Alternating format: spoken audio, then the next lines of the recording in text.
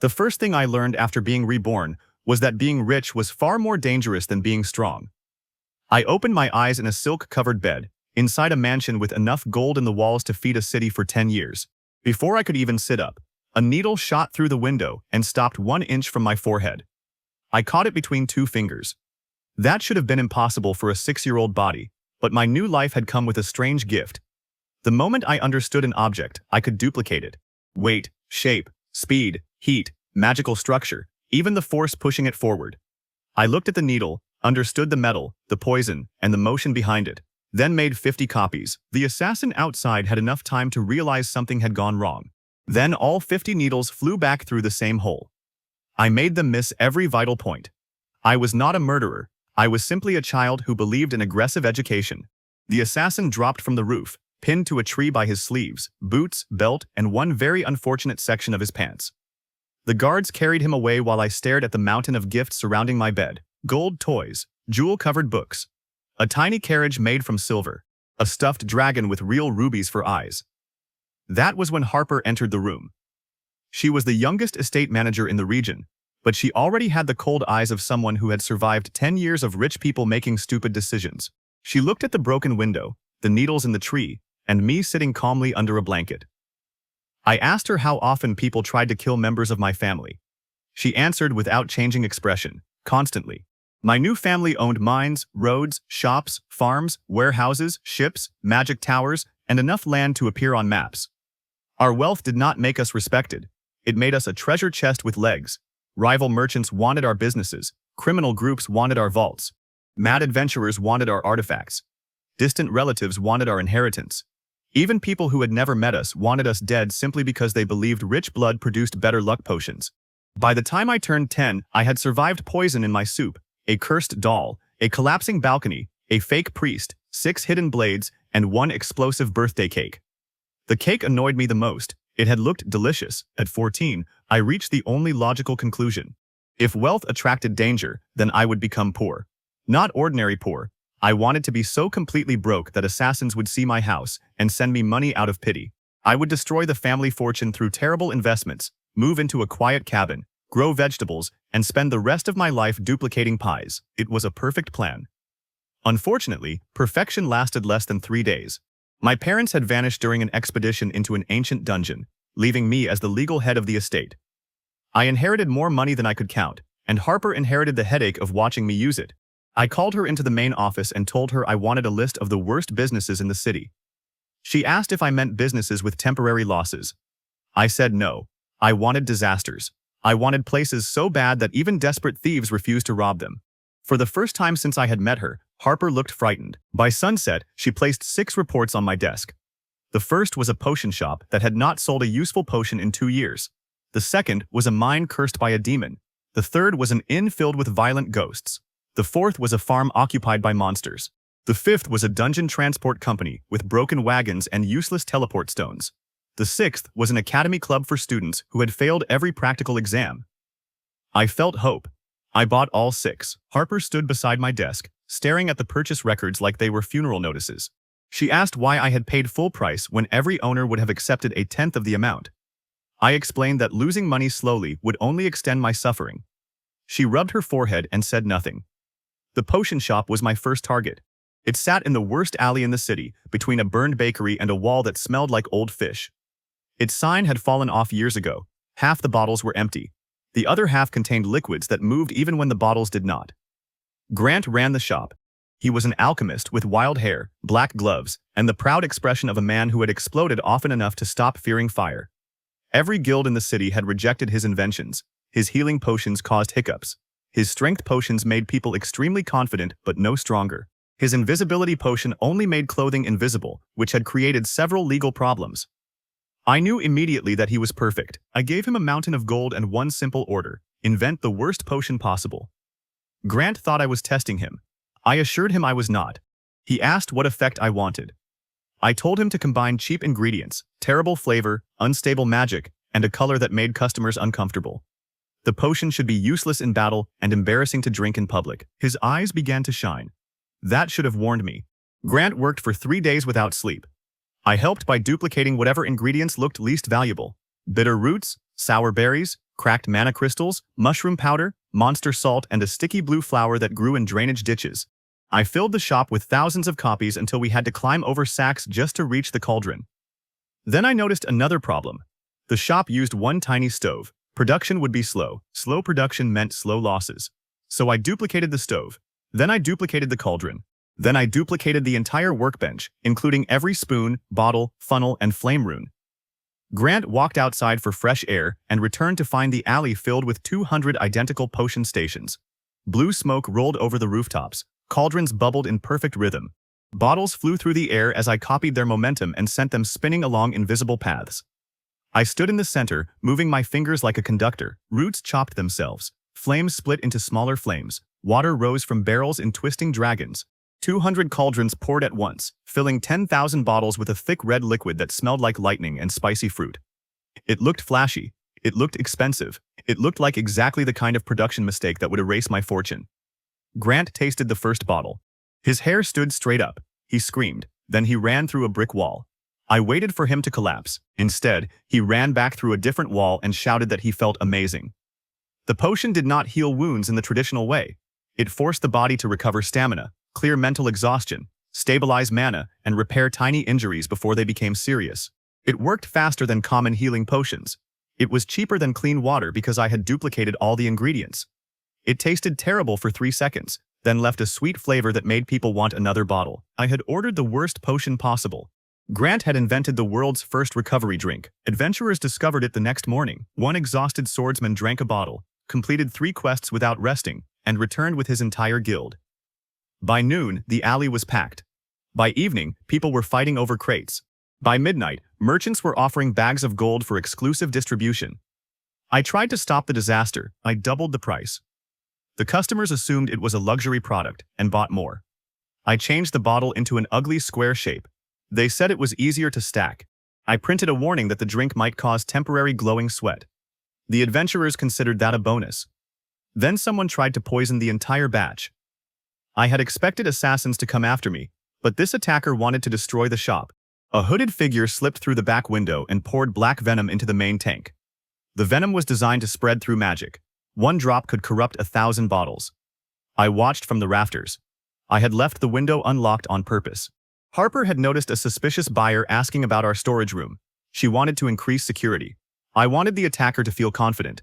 Evil people made more mistakes when they believed they were clever. The hooded figure finished pouring the venom, turned around, and found me sitting on a floating chair made from duplicated broom handles. He threw 3 knives. I duplicated the empty space between us. That was one of the stranger tricks I had learned.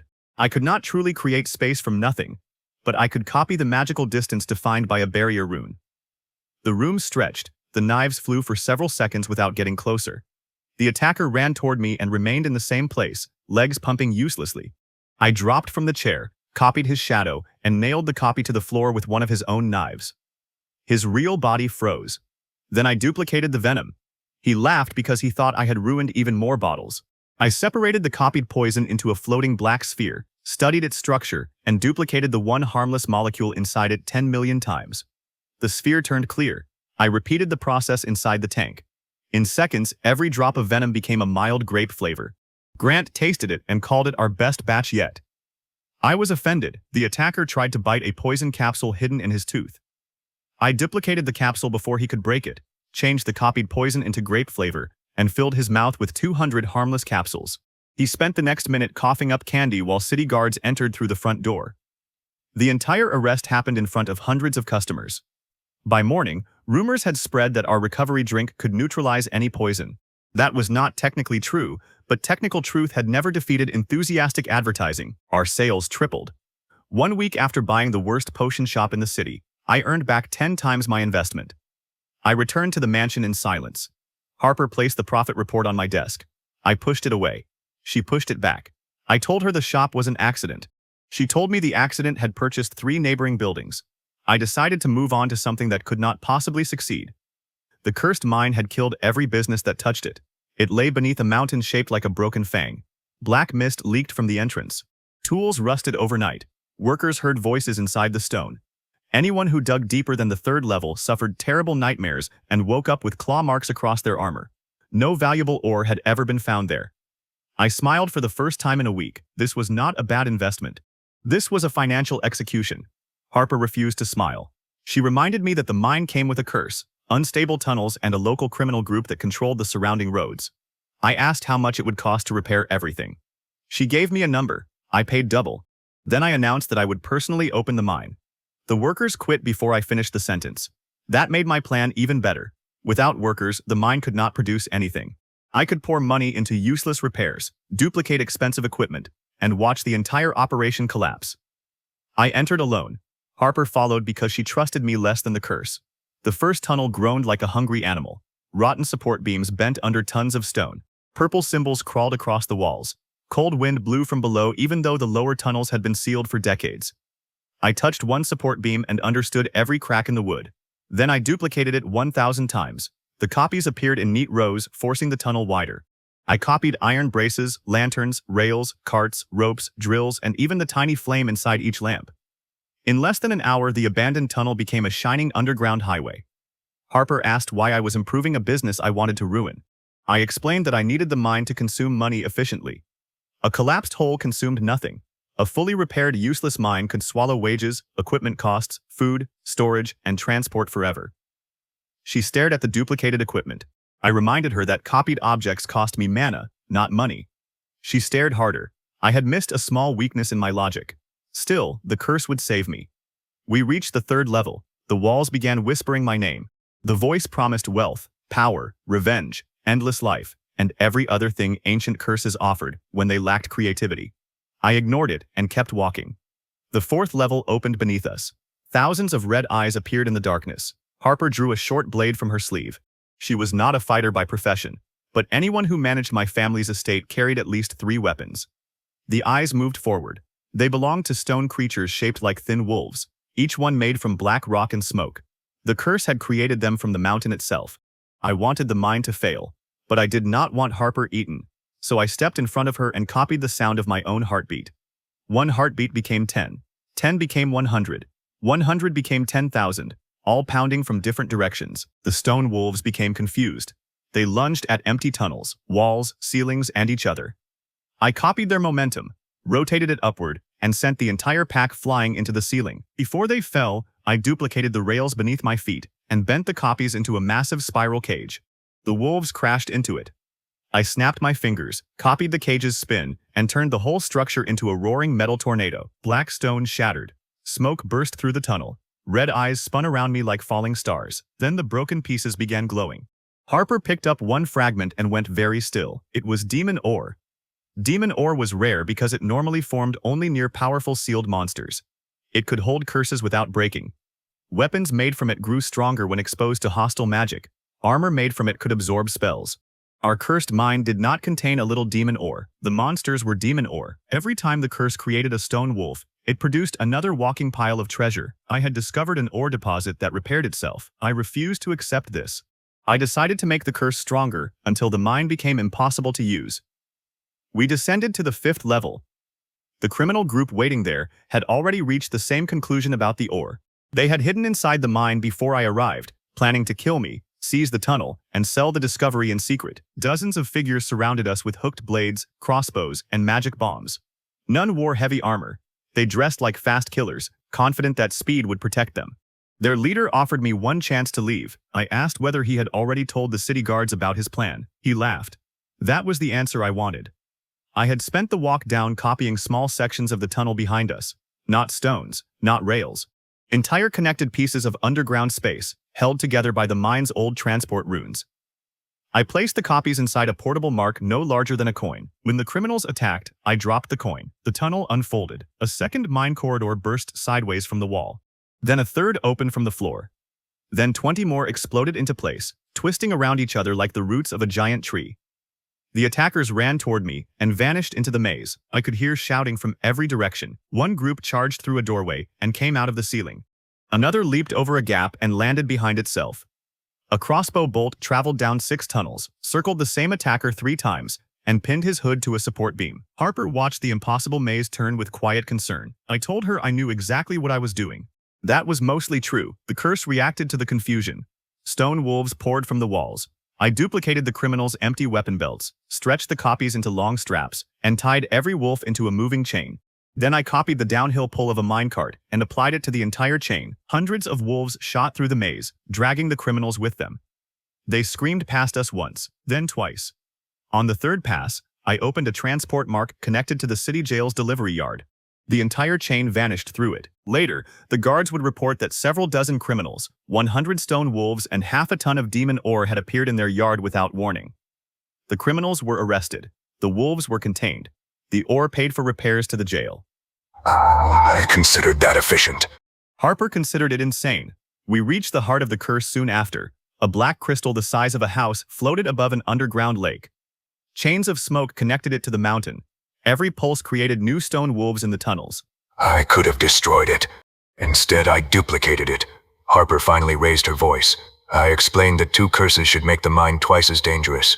The copied crystal appeared beside the first. Their magic touched. For one beautiful second, I believed I had succeeded. Then the curses began fighting over control of the mountain. Each crystal tried to absorb the other. Their hostile magic compressed between them. The pressure crushed impurities out of the surrounding stone. Black rock peeled away in waves, revealing bright veins of pure demon ore stretching in every direction. The mine shook. The underground lake rose into the air. I copied the pressure between the crystals and placed it beneath the water.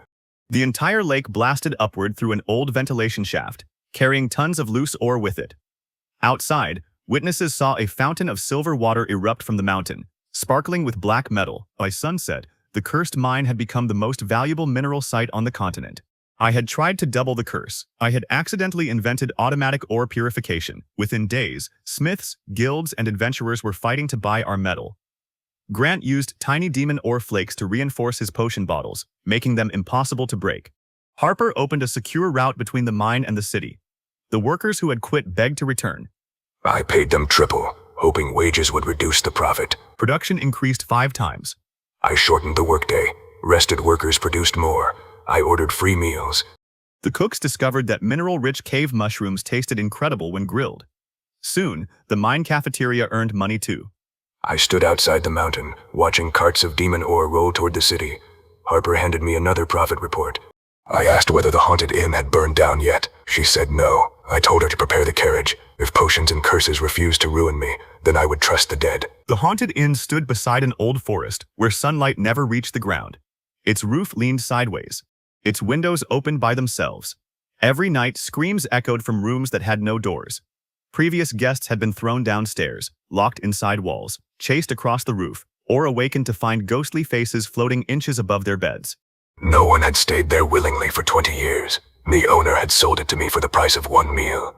I paid enough to buy a small castle. Harper asked why. I told her emotional pain made financial loss more meaningful. When we arrived, the front door opened on its own. A chair flew at my head. I duplicated it midair. The copy collided with the original, and both exploded into splinters. A chandelier dropped from the ceiling. I copied its upward momentum from 1 second earlier and sent it flying back into place. The walls stretched. The hallway twisted. Pale hands reached from the floor.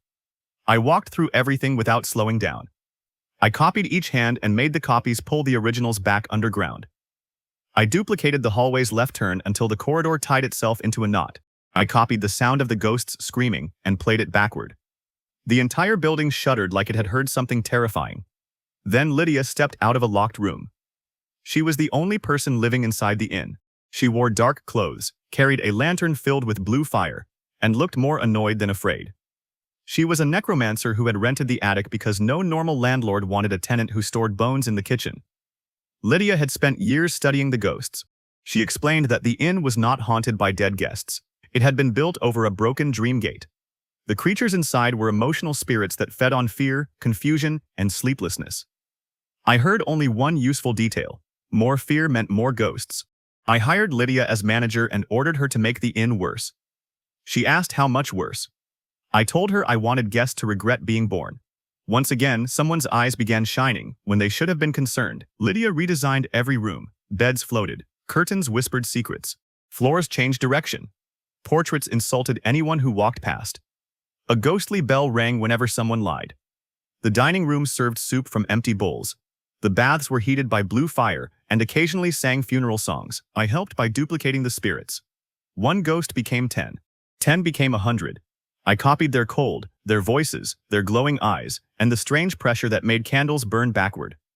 Soon, the inn contained enough supernatural activity to make the entire forest tremble. I expected the building to become unlivable. Instead, necromancers arrived. At first, there were 3, then 30, then hundreds. They loved the place. The dream spirits helped them practice controlling fear. The backward candles improved ritual focus. The singing baths soothed damaged magic channels. The insulting portraits became a popular confidence test.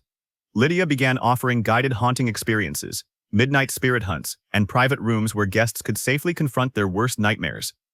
The haunted inn became a luxury retreat. I raised the room price until one night cost more than a horse.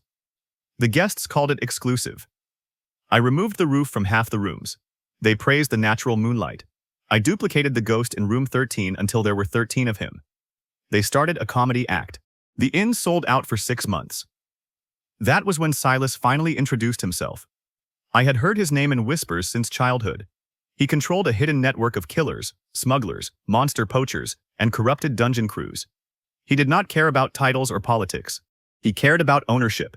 Anything profitable eventually received an offer from him. Anyone who refused received a funeral. His message arrived inside a black candle. Sell the potion shop, the mine, and the inn, or lose all 3. I burned the message and used the flame to warm tea. Harper wanted to move our workers into protected housing. Grant wanted to test an experimental explosion potion on Silas's headquarters.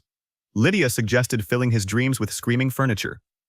I had a better idea. I announced that I would spend the weekend alone at the haunted inn, carrying the keys to every business vault. Harper understood immediately. Grant did not, but he enjoyed the part involving possible explosions. Lydia smiled in a way that made the ghosts nervous. The trap was simple.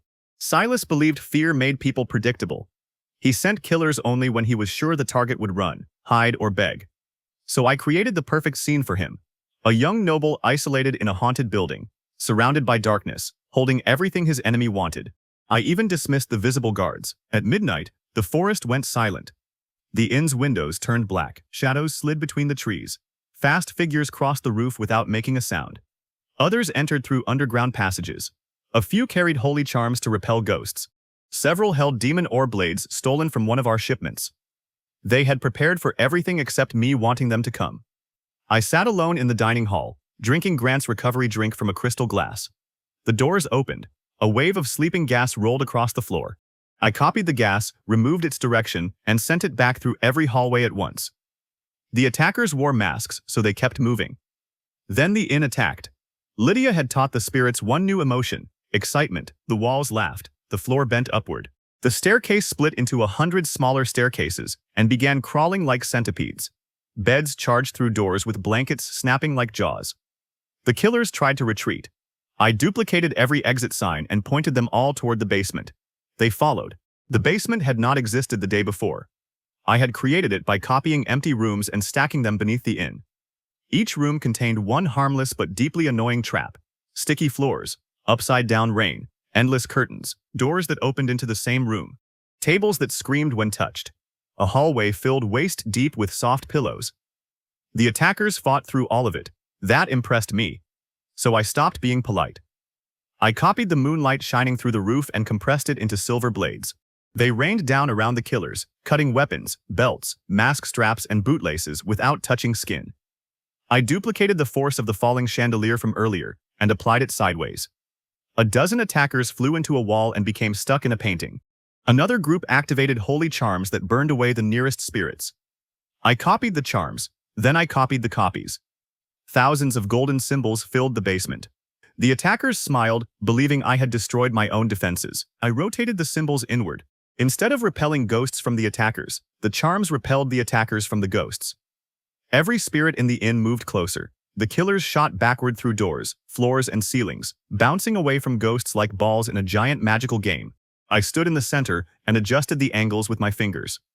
One attacker flew through 12 rooms, circled the chimney, struck a mattress, and landed safely inside a laundry basket. By dawn, every intruder had been tied with duplicated curtains and stacked in the lobby. None had died. All were furious. The city guards arrived to collect them. I had invited several wealthy adventurers to witness the arrest. they had watched from hidden viewing rooms while enjoying breakfast. By noon, the Haunted Inn was advertising a new attraction called the Midnight Capture Experience. Guests could pay to play the role of an intruder, while spirits chased them through the building. The waiting list reached 1 year. Silas lost dozens of trained people. I gained another profitable business. For the first time, I began to suspect that becoming poor might be harder than defeating an army. I decided my next investment needed teeth. The monster-infested farm had plenty. It covered a wide valley beyond the city, with rich soil, a clear river, and weather so gentle that almost anything could grow. That was the problem. Almost anything had grown. The previous owner had tried planting manna vegetables. Wild monsters ate them, absorbed the magic, and multiplied. By the time I bought the land, the fields belonged to armored boars, fire-breathing chickens, vine snakes, thunder rabbits, and one enormous basilisk that slept inside the grain silo. No worker had entered the valley in 2 years. I studied the numbers and felt peace return to my heart. The farm needed fences, barns, irrigation, seeds, equipment, guards, monster control, and enough food to keep the workers alive. Even if we restored everything, crops would take months to grow. This would finally be a business capable of losing money faster than it earned it. Harper warned me that I had said the same thing about the mine. I ignored that. Grant came because he wanted monster ingredients. Lydia came because several spirits from the inn had followed us and refused to leave. Harper came because somebody responsible had to witness the disaster. The moment our carriage crossed into the valley, a thunder rabbit hit it from the side. The creature was small, blue, and moving fast enough to crack the air. It struck one wheel, released a bolt of lightning, and launched the entire carriage into the sky. I stepped onto the door as we spun. Then I duplicated the carriage. 1 copy became 10. 10 became 50. They appeared around us in a giant rotating wheel. I transferred our momentum into the empty copies, slowing the real carriage until it floated gently downward. The duplicated carriages kept spinning. I folded them into a long wooden track and landed our carriage on top. We rolled through the air above the valley like a cart on an invisible mountain road. Below us, monsters looked up. I waved. The basilisk woke. It rose from the grain silo with half the roof balanced on its head. The creature was longer than the main street, covered in green-black scales, and surrounded by a cloud of poisonous dust. Its eyes turned stone gray as it focused on us. Anything caught in its stare became stone. I looked directly at it. Harper told me not to. I had already understood the gaze. The basilisk released a beam of petrifying light. I duplicated the beam, rotated the copy, and crossed them in the air. The 2 beams struck each other, their magic locked together, forming a solid gray platform. I jumped onto it. Then I duplicated the platform beneath my feet again and again, creating a staircase made from frozen death rays. I ran downward through the sky while the basilisk fired more beams. Every attack became another step. By the time I reached its head, the valley was filled with floating gray roads. I landed between the basilisk's eyes. It tried to throw me off. I copied the downward pull of gravity from my own body and applied it to my boots 10,000 times. My feet locked against the scales. The basilisk slammed its head into the ground. The valley shook. I did not move. Then I duplicated the softest sound I could hear, the creature's breathing while it slept. I layered that rhythm over its heartbeat. The basilisk's rage slowed. Its eyes became heavy. It yawned hard enough to create a windstorm and fell asleep with me still standing on its head. Grant stared at me from the carriage. Lydia stared at the floating staircase. Harper stared at the damage report she had already started writing. I decided not to kill the monsters. Dead monsters would only cost money once. Living monsters could destroy crops every day.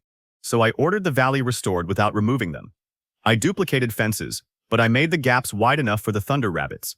I rebuilt barns with doors too small for armored boars. I copied thousands of seed bags and planted them in neat rows directly beside monster nests. I created irrigation channels that carried mana-rich water through every field. It was the worst farm design I could imagine. For 1 week, everything went according to plan. The thunder rabbits ate the silver carrots. The armored boars crushed the crystal pumpkins. The vine snakes wrapped themselves around the apple trees. The fire chickens burned the wheat. The basilisk slept on the grain silo. I watched the destruction from a hill and felt proud. Then Grant noticed something strange. The carrots eaten by thunder rabbits grew back with blue veins. The pumpkins crushed by armored boars developed shells harder than steel. The apple trees strangled by vine snakes produced fruit filled with healing sap. The burned wheat absorbed the fire chicken flames and became red grain that could stay hot for months. The monsters were not destroying the crops. They were evolving them. Mana plants adapted quickly to danger. Every attack forced a change. Every change created a rarer ingredient. I had built a farm where monsters improved the harvest. Grant ran through the fields like a man discovering treasure. He used thunder carrots to make speed drinks. He ground crystal pumpkin shells into armor powder. He mixed vine apples into regeneration syrup. Fire wheat became portable heat packs, emergency rations, and a sauce so spicy that adventurers used it as a courage test. I tried to ruin the harvest by duplicating the monsters. I copied one thunder rabbit into 100. They ate every carrot in the field. Then each rabbit produced a glowing blue egg. Thunder rabbits were not supposed to lay eggs. Lydia examined them and discovered that the copied bodies were unstable in a harmless way. The extra mana had condensed into eggs containing pure lightning essence. One egg could power a wagon for a month. I had accidentally created magical batteries. I duplicated the fire chickens. They formed a line, flapped together, and turned a dead field into glass. The glass absorbed heat during the day and released it at night. Builders bought it for winter homes. I duplicated the vine snakes. They wove themselves into living fences stronger than rope. I copied an armored boar. The copy charged the original. They collided, broke both tusks, and revealed that the inside of each tusk contained white alchemical crystal. Grant fainted from happiness. I grew desperate. I woke the basilisk. Surely the largest monster in the valley could destroy everything. I stood on the silo roof and rang a duplicated bell beside its ear. The basilisk opened one eye, saw me, and tried to bite. I jumped onto its nose, copied its forward momentum, and launched us both across the valley. We tore through fields, barns, fences, and irrigation channels. I steered by shifting the creature's weight with duplicated gravity. The basilisk became a living plow moving faster than a storm. Behind us, the earth rolled into perfect rows. Its poison fertilized the soil. Its scales knocked dead branches from trees. Its petrifying gaze turned rocks into smooth boundary walls. By sunset, the entire valley had been cultivated better than any normal team could manage. The farm workers began calling the basilisk the greatest agricultural tool ever discovered. I refused to call it that. The basilisk refused to answer to anything except the sound of the food bell. Our first harvest sold for enough gold to purchase 3 more valleys. I ordered free monster ingredients for the potion shop, hoping to erase the farm's profit. Grant used them to create 12 new drinks. I gave the best crops to the haunted inn. Lydia created a midnight menu that attracted wealthy magic users. I used demon ore to build stronger tools. The tools lasted forever, reducing our costs. Every business made the others more successful. I was not building 6 separate failures. I was building a machine that converted my worst ideas into money. Silas noticed too. He sent monster poachers into the valley. They did not come for the crops. They came for the creatures. Thunder rabbit essence, basilisk eyes, fire chicken hearts, and armored boar tusks sold for high prices in illegal markets.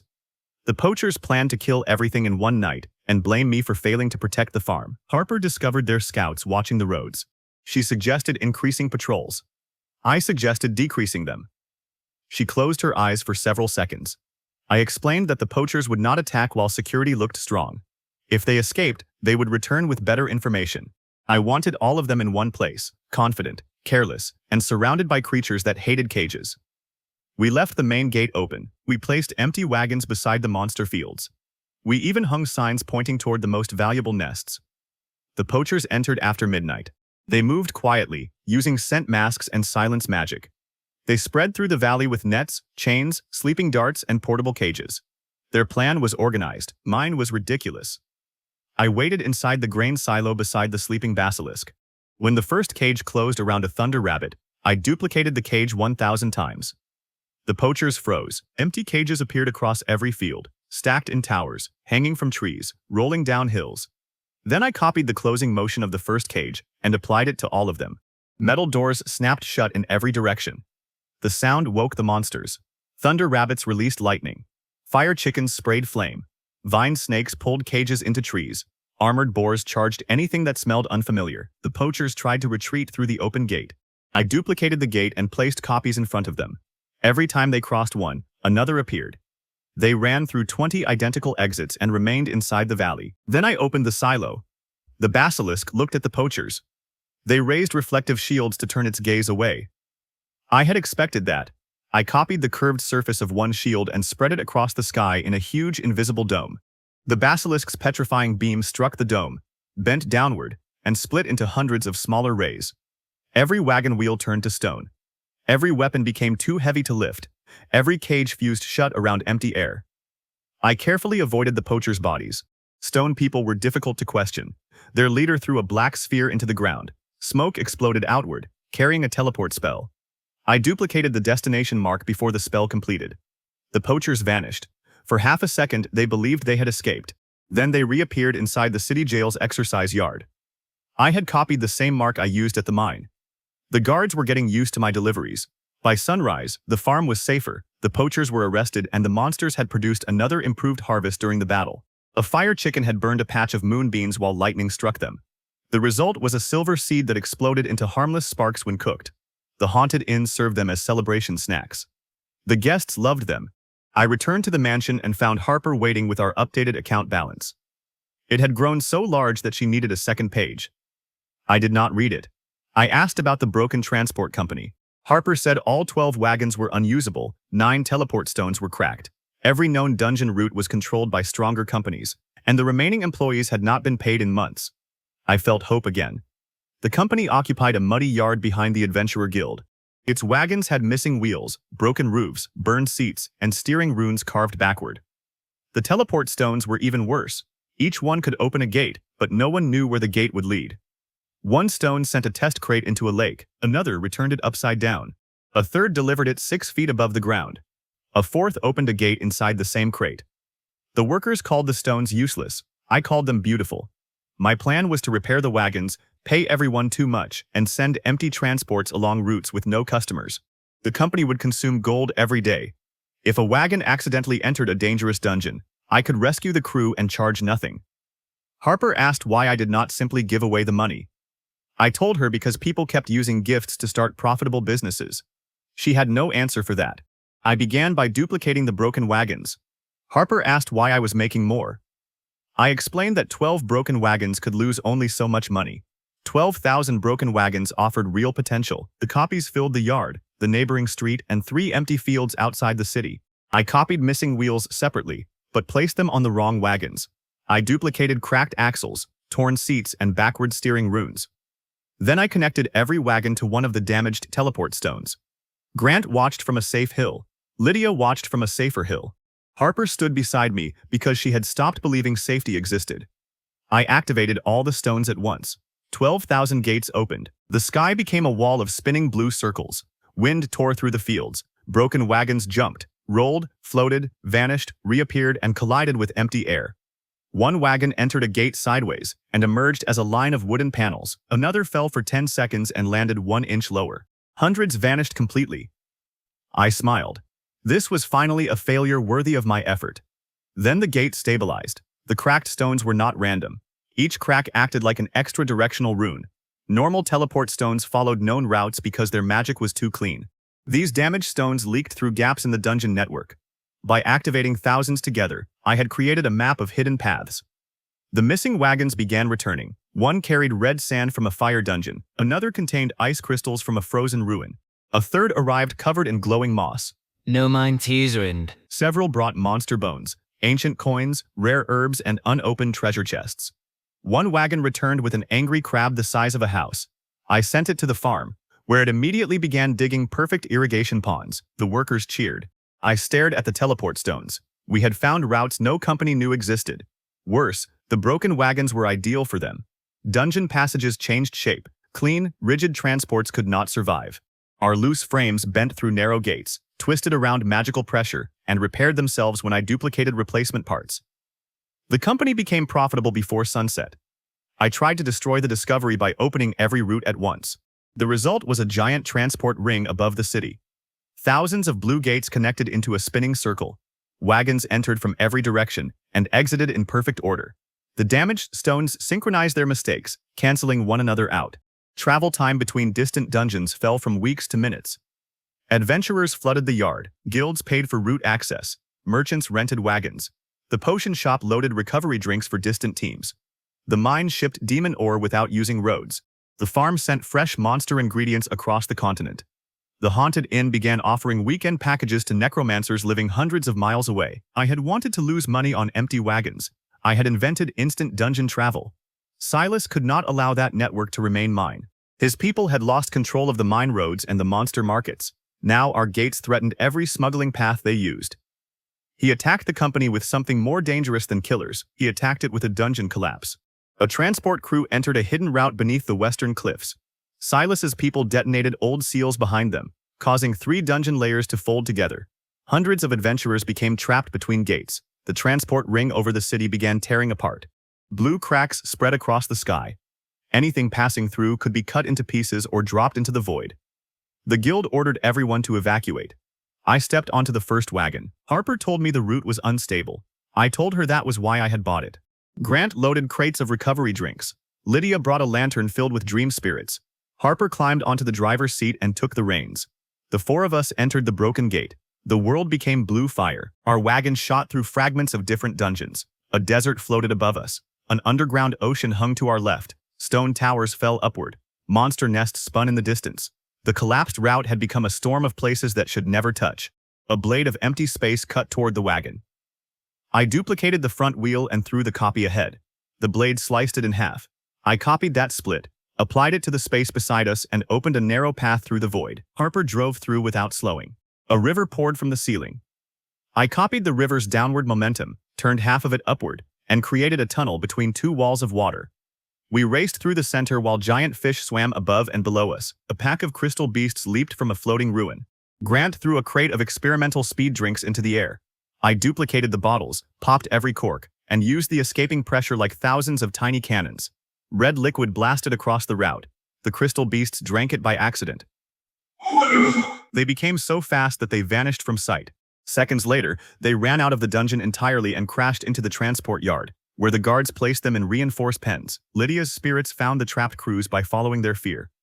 We reached the first group inside a wagon hanging upside down over a black hole. I duplicated the black hole's pull. That sounded like the worst idea I had ever had, which meant I was improving. I placed the copied pull above the wagon. The 2 forces balanced. Everyone floated between them.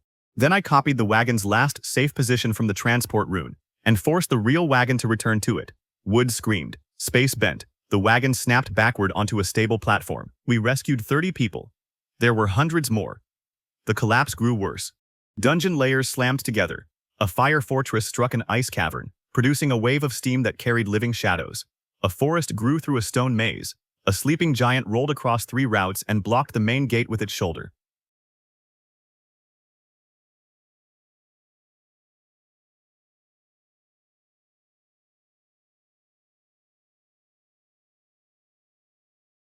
I climbed onto the wagon roof. Until then, I had been duplicating objects, attacks, and forces one at a time.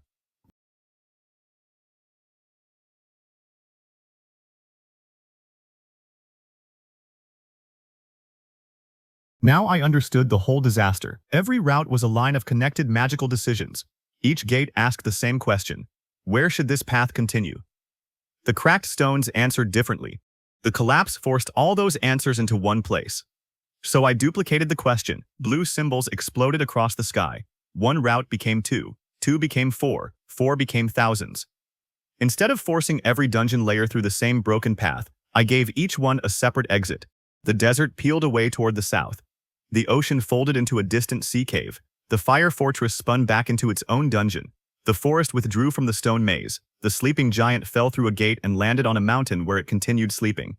For one impossible moment, I stood above a river of worlds, directing entire landscapes with my hands. Every time I moved a finger, a gate opened. Every time I closed my fist, a route locked into place. Wagons flew around me in shining lines. Lydia's spirits marked trapped people with blue flames. Grant's drinks kept the crews moving. Harper drove across collapsing paths with the calm expression of someone steering through light rain. We pulled out the final group seconds before the last unstable layer shattered. Then I found the explosives Silas's people had used. Their magic carried a return mark to the hidden chamber where they were watching the collapse. I copied the mark. I did not send an explosion back. That would have been rude. I sent every broken wagon we had left. Hundreds of damaged carts vanished into the mark. The people in the hidden chamber were buried under wheels, seats, doors, and one extremely confused thunder rabbit that had climbed aboard at the farm. City guards followed through a stable gate and arrested them. When we returned, the transport yard was silent. Then every rescued adventurer raised a weapon, bottle, lantern, or broken wagon part into the air. The cheering shook the city walls. By the end of the month, our company handled more dungeon travel than every rival combined. I had become richer again, but something more dangerous had changed. People no longer saw me as a foolish young noble wasting an inheritance. They saw me as the man who could walk into a collapsing world and build roads through the void. That made assassins more cautious. It also made stronger enemies curious. I needed to fail bigger. The useless Academy Club was waiting. The Academy Club met in a storage shed behind the dueling grounds. Calling it a club was generous. It was a collection of students the Academy did not know where to place. Some had too much mana and no control. Some had strong bodies and weak spells. Some could cast only one strange technique. Others froze whenever a monster looked at them. They had failed every official team test. The Academy kept them around because removing them would make the graduation numbers look worse. I gave the club enough money to build a private training hall. The Academy Dean thanked me for supporting education. Then I asked for the training hall to be built inside an abandoned dungeon. The Dean stopped thanking me. The dungeon was known as the Hollow Bell. It had no treasure, no useful monsters, and no stable core. Every few hours, a deep sound rolled through the tunnels and changed the direction of gravity. Floors became walls. Walls became ceilings. Anyone training inside spent more time vomiting than fighting. It was perfect. My goal was not to create strong students. Strong students attracted sponsors and earned prize money. I wanted the club to consume equipment, potions, food, transport, and repair costs while accomplishing nothing. I supplied them with demon ore weapons. Harper pointed out that this might improve their performance. So I made the weapons absurdly heavy. I gave them recovery drinks. Grant pointed out that this might improve their endurance. So I ordered the drinks served in barrels they had to carry while running. I gave them monster ingredients from the farm. Lydia pointed out that this might improve their magic. So I made them cook the ingredients while avoiding dream spirits. Finally, I built a training course through the Hollow Bell and filled it with copied traps. I duplicated swinging logs, falling nets, flame walls, ice floors, moving stairs, thunder rabbit charges, basilisk gaze platforms, and sections of the haunted inn's screaming hallway. None of it was lethal. All of it was unreasonable. The Academy's best clubs came to watch the failures embarrass themselves. They laughed when the students entered wearing heavy demon ore gear. They laughed when the first gravity bell rang and everyone fell sideways. They stopped laughing 3 minutes later. The club had spent years failing in different ways. Normal training assumed everyone solved the same problem with the same skills. My course offered no normal solution. The student with too much mana could not cast a precise spell, so he released a wild blast into the floor and used the explosion to redirect the entire team. The student with no attack magic created tiny floating lights. She placed them inside the swinging logs, turning each obstacle into a visible moving target. The student who froze around monsters could not move when the copied thunder rabbits charged. So the others lifted him like a shield. His defensive magic activated automatically and blocked the entire herd. The student with one strange technique could make objects slightly sticky. He covered the team's boots, allowing them to run on walls when gravity changed. Their weaknesses fit together. By the time they reached the final chamber, they were moving like a single creature. I made the last challenge myself. I duplicated the Hollow Bell's gravity pulse and trapped it inside a sphere. Then I copied the sphere until hundreds floated through the chamber. Each one pulled in a different direction. Rocks, platforms, weapons, and broken pillars drifted between them. At the center waited a giant training beast made from demon ore scraps, vine snake fibers, and crystal pumpkin shell. It had 6 arms, no legs, and a furnace in its chest powered by thunder rabbit eggs. Grant called it beautiful. Harper called it a budget emergency. Lydia called it hungry. The students called it impossible. I called it the entrance exam. The beast attacked. Its first punch crossed the room by falling sideways through 5 gravity fields. The club scattered. A second arm fired crystal seeds that burst into sticky vines. A third released blue fire. A fourth swung a hammer larger than a wagon. The watching students cheered, expecting a quick defeat. The club survived. They used sticky lights to mark safe gravity paths. They rode floating rubble between spheres. They baited the beast into striking its own vines. The defensive student stopped freezing because there was no safe direction to freeze in. Fear became useless, so he moved. Then the hollow bell rang. Every gravity sphere reversed. The entire room exploded upward, downward, and sideways at once. The club lost control. The giant beast pulled open its chest furnace and began charging a blast powerful enough to end the test. I watched from above, ready to stop it. Then the students did something I had not planned. They threw away their expensive weapons. The demon ore blades, hammers, rods, and shields flew into different gravity fields. The student with too much mana blasted them all at once. The sticky magic connected them. The floating lights marked a rotating pattern. The defensive barrier formed a hollow center. Their abandoned equipment became a giant spinning cage. It closed around the beast. The furnace blast fired inward. Demon ore absorbed the hostile magic. Crystal shell reflected the heat. Vine fibers tightened. The beast's own attack compressed inside the cage until the entire structure glowed white. Then the students redirected the energy through the open top. A beam tore through the dungeon ceiling and reached the clouds. For several seconds, a pillar of light stood above the academy like a second sun. The club had defeated the training beast. More importantly, they had discovered a combined technique capable of absorbing and redirecting almost any attack. The academy stopped calling them failures. Adventurer guilds began calling them future S ranks. I tried to prevent that by giving them a harder course. They cleared it faster. I tripled the gravity. They trained their bodies. I filled the course with dream spirits. They learned mental defense from Lydia. I made Grant supply experimental drinks with unpredictable effects. They developed battle signals for glowing hair, floating shoes, temporary extra arms, and uncontrollable singing. I sent them through hidden dungeon routes with broken wagons. They became the best mobile rescue unit in the academy. Every attempt to waste resources turned them into stronger adventurers. Soon, the club began completing quests the elite teams rejected. They cleared collapsed tunnels, rescued lost groups, and captured monsters alive for the farm. They did not look graceful. They looked like a moving accident made from heavy weapons, sticky lights, flying barrels, and terrible decisions. I respected that. The elite clubs did not. Their members had spent years building reputations. They wore fine uniforms, carried polished weapons, and trained under famous instructors. Now a group from a storage shed was taking the best quests. One afternoon, the academy announced a public challenge. The top official club would face my failures inside a controlled dungeon. The winner would receive access to a newly discovered training ruin. I had no interest in winning. A valuable training ruin would increase the club's worth. So I accepted and secretly planned to make them lose. The challenge took place inside an ancient arena with 5 shifting zones: forest, swamp, ruins, lava field, and sky bridges. Each team had to collect 3 core stones while avoiding monsters and each other. Direct killing was forbidden. Everything else was allowed. The official club entered with perfect formation. My students entered carrying a sofa. I asked why. They said the sofa was comfortable. That answer made me worry they were learning from me. The match began. The official club rushed toward the nearest core. My students sat on the sofa and waited. The crowd laughed. Then the gravity shifted. The sofa fell sideways through the forest at tremendous speed. The students used sticky magic to hold on, defensive barriers as steering fins, and wild mana blasts as propulsion. They shot past the official team like a living cannonball, grabbed the first core, and crashed through the ruins. The crowd stopped laughing. I tried to interfere without appearing to interfere. I duplicated several arena monsters and placed them along my club's path. The students turned the sofa upright, loaded it with recovery drink barrels, and used it as a mobile fortress. The defensive student blocked attacks. The light caster blinded monsters with harmless flashes. The wild mage blasted holes through the ground. The sticky caster attached the monsters to each other until they rolled into a giant ball. Then they rode the ball across the swamp. The official club caught up near the lava field. Their captain used a powerful wind technique to cut the monster ball apart and scatter my students. For the first time, the failures looked trapped. One hung above lava from a sticky rope. Another clung to a broken pillar.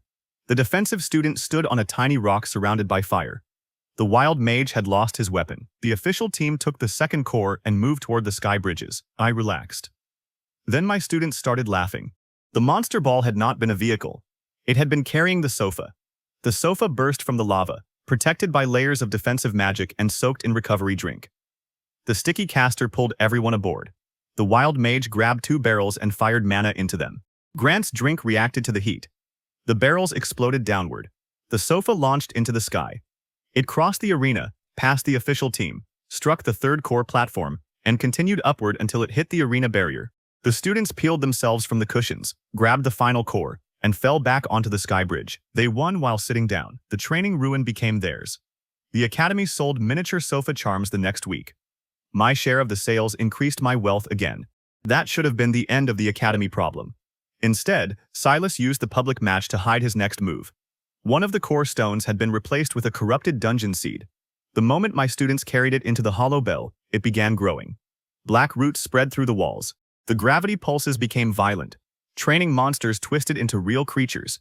Every exit sealed at once. Silas had finally stopped trying to steal my businesses. He wanted to destroy the people who made them work. The club was trapped below. Grant was delivering drinks inside the dungeon. Lydia was teaching mental defense in a lower chamber. Harper had entered to inspect the latest damage. All 4 people I trusted were underground when the seed awakened. I stood outside the sealed gate. The academy's instructors attacked it with spells. Nothing happened. The corrupted seed was feeding on the hollow bell's unstable core. If we broke the entrance by force, the entire dungeon could collapse. Silas's message appeared across the stone in black fire. He offered to open the gate if I surrendered the mine. Farm, shop, inn, transport network, and academy club. I laughed. Not because it was funny, because Silas had finally revealed his weakness. He believed my businesses were separate treasures. He believed he could threaten one and receive the others. He did not understand that I had stopped caring about the buildings. The real empire was the people inside. I touched the sealed gate and copied it. A second gate appeared beside the first. The instructors shouted that opening a false entrance would lead nowhere. They were right. So I duplicated nowhere. The copied gate opened into a blank pocket between dungeon layers. I stepped through and created another gate ahead of me. Then another.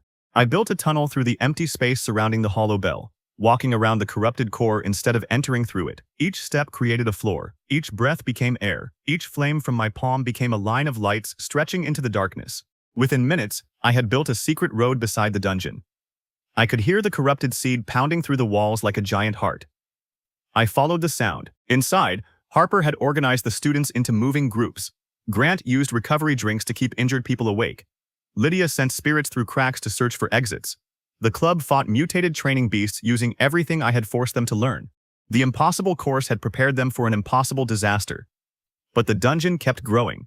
Black roots wrapped around gravity spheres and pulled them into the seed. Every sphere it absorbed created another layer. Forests, caves, towers, and rivers unfolded beneath the academy. The hollow bell was turning into a massive living dungeon. At its center, the corrupted seed formed a body. It looked like a dark tree walking on roots, with a hollow trunk and a crown of stone bells. Every bell changed gravity in a different direction.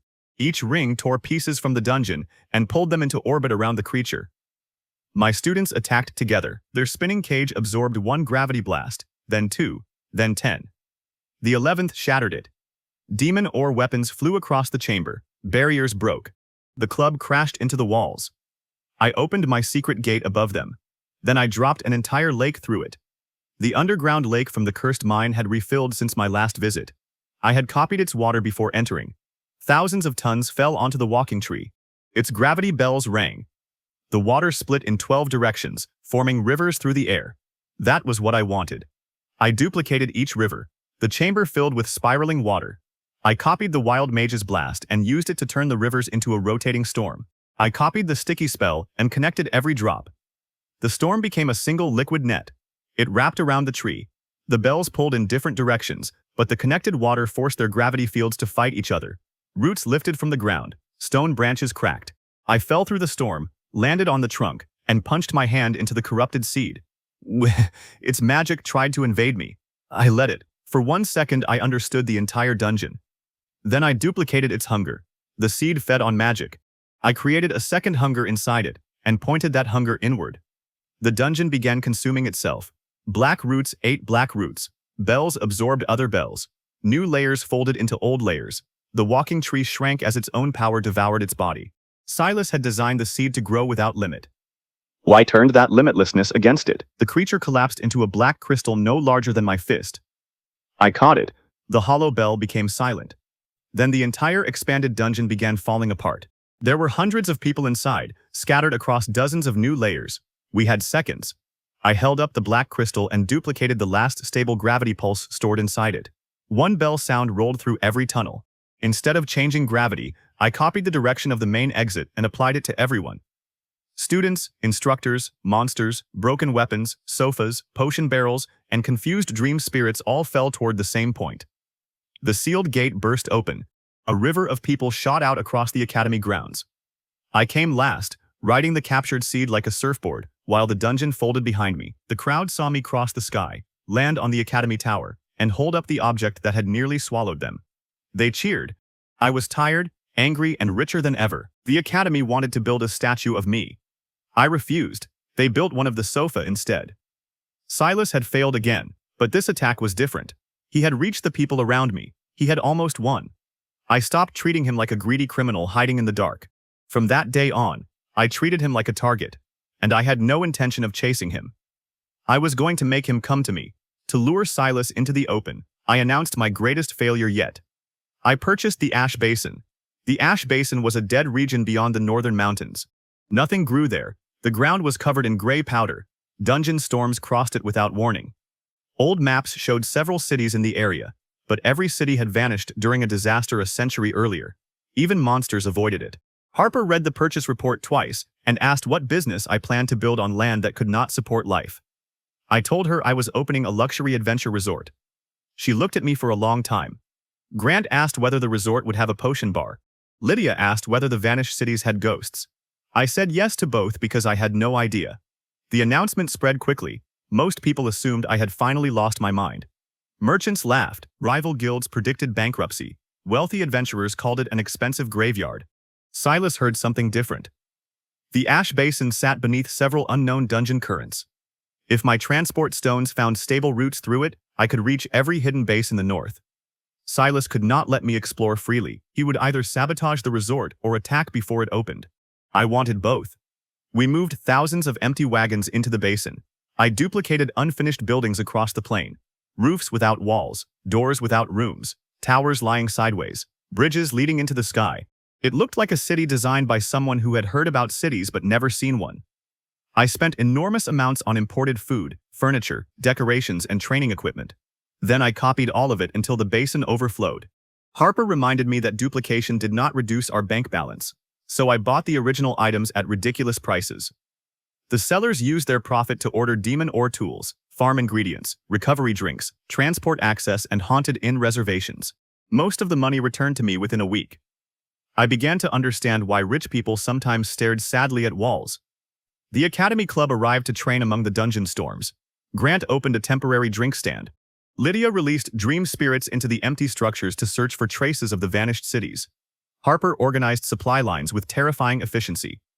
I made sure everyone believed we were poorly defended. The valuable cargo was displayed in open squares. Transport stones were placed on low platforms. Demon ore beams supported unfinished towers. Monster eggs powered the lights. Every business I owned had something exposed. Then I left the basin. At least I appeared to leave. I duplicated my carriage, my coat, the sound of my voice, and the shadow beneath my seat. From a distance, the copy looked real. It traveled south with an escort while I remained beneath the basin inside a tunnel made from folded transport routes. Silas attacked that night. He did not send a few killers. He sent an army of criminals, corrupted adventurers, monster poachers, dungeon thieves, and hired spellcasters. They entered from hidden routes on every side. Smoke covered the moon. Silence barriers swallowed the alarm bells.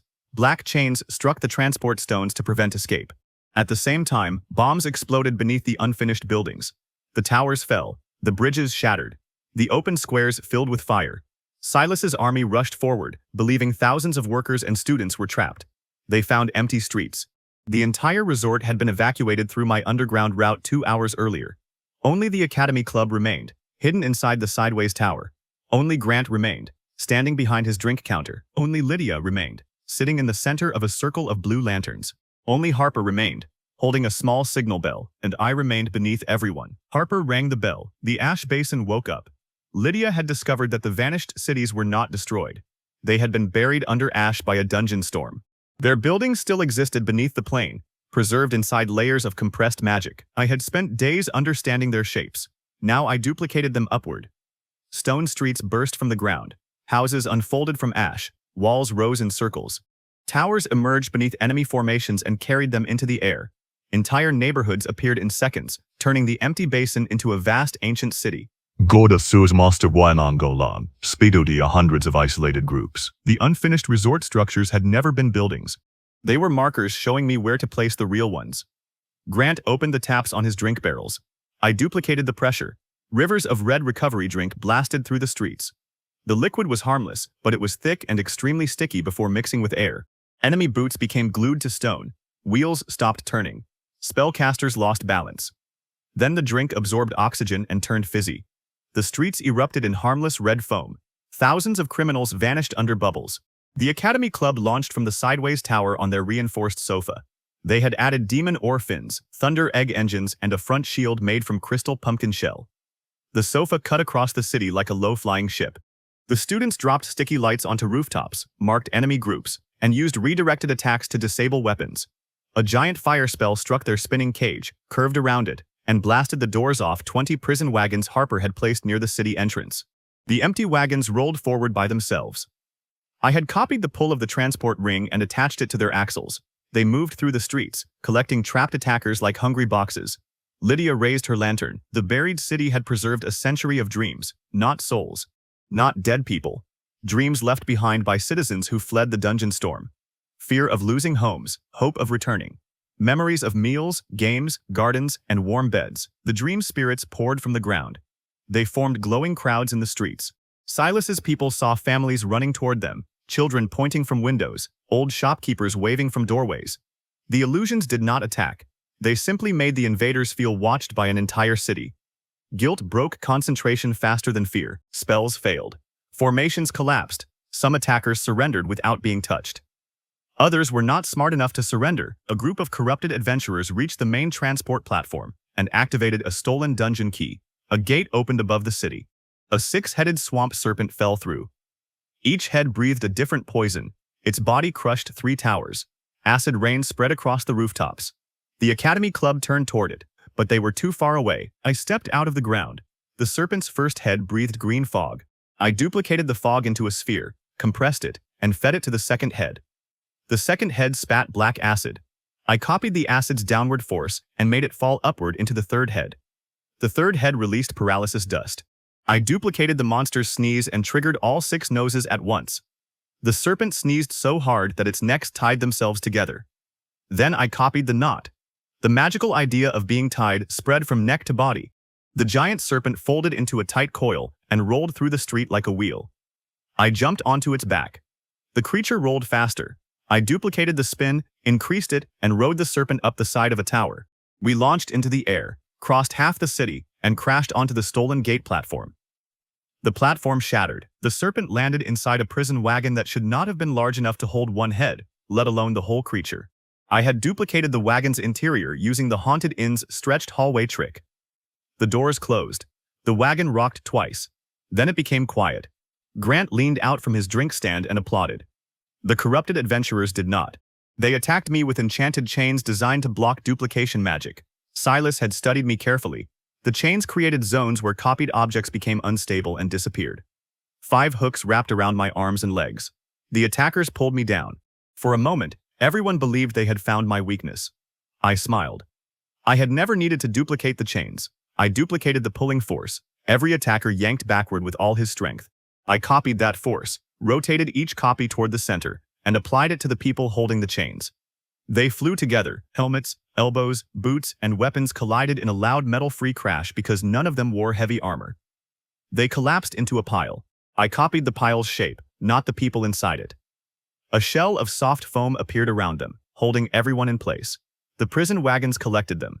Across the basin, the battle turned in our favor. That was when Silas appeared. He stood on the highest tower, wearing a long dark coat and holding a thin black staff. He looked nothing like the killers he commanded. No armor, no giant sword, no dramatic scars. He could have passed for a quiet traveler waiting for rain. His power was control over dungeon locks. He raised the staff. Every gate in the basin closed. Our transport wagons stopped. The hidden evacuation route vanished. The prison wagons froze. Black barriers rose around the ancient city. Then Silas opened one enormous lock beneath the ash basin. The ground split. A forgotten dungeon rose from below. It was not a cave or tower. It was a gigantic machine shaped like a black wheel, buried under the vanished cities. Metal rings rotated through the earth. Teeth larger than buildings crushed stone. A red core burned at the center. The old dungeon storm had not buried the city by accident. The machine had tried to pull every building underground. Silas had awakened it. He did not care whether his own army escaped. He planned to crush the entire basin, destroy my people, and collect whatever remained. The ancient city tilted toward the wheel. Streets broke apart. Towers slid. Prison wagons rolled toward the opening. The dream spirits flickered. The Academy sofa lost power as thunder eggs were pulled from its engine. Silas believed he had locked every route. He had locked every route he understood. I had spent my life investing in broken things. Broken things always had extra paths. I touched the ground and called to every cracked teleport stone in the basin. They answered. Blue gates opened inside the black barriers, not clean circles, jagged shapes, crooked doors, tiny windows, long slits. One gate looked like a staircase. Another looked like a hole in a painting. A third appeared inside a recovery bottle. The transport workers restarted the wagons. Harper redirected the prison convoy through the crooked gates. Lydia sent the dream spirits into the black wheel to find its memories. Grant threw thunder eggs into the red drink fountain and created a river of lightning foam. The Academy Club caught the current with their sofa fins and flew straight toward Silas. He closed the nearest gate. I duplicated the closing motion and applied it to the space behind him. The air snapped shut like a door and launched him from the tower. He fell toward the black wheel. I jumped after him. The machine's pull became stronger. Buildings, wagons, monsters, and rivers spiraled around us. Silas opened locks in the air, creating black platforms beneath his feet. He ran downward through the storm, while I followed on duplicated pieces of falling street. He swung the staff. The dungeon lock closed around my chest. My mana stopped moving. Every copy in the basin flickered. The ancient city began collapsing again. Silas had not blocked my power. He had locked the path between my mind and my mana. That was clever. I respected cleverness. Then I became unfair. Before the lock closed, I had understood it. I could not duplicate magic while trapped, but I had already duplicated the moment before being trapped. A copy of my own previous mana flow waited inside the recovery bottle hanging from my belt. I broke the bottle against my chest. Red liquid splashed across the lock. The stored mana pattern entered my body. My power restarted from the outside. I duplicated the lock 100 times and placed every copy around Silas. He froze in mid-air. One lock blocked his staff. One blocked his arms. One blocked his voice. One blocked the magical connection to the black wheel. The remaining 96 locked the space around him so tightly that even dust could not move. Silas hung above the machine like an insect trapped in glass. I could have ended the battle there. Then the black wheel opened its central eye. The dungeon machine was older than Silas's control. Once awakened, it did not need him. The red core looked at the city and began its final rotation.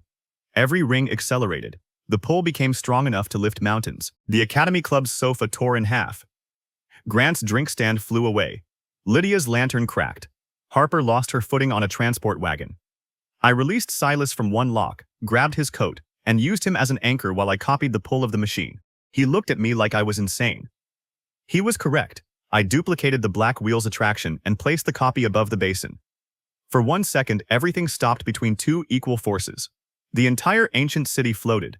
Buildings hung in the air. Rivers became silver ribbons. Wagons drifted beside towers. Thousands of captured attackers spun slowly inside foam. The academy students grabbed pieces of sofa. Harper floated 3 inches above the wagon roof, still holding her signal bell. Then I began rotating the copied pull in the opposite direction.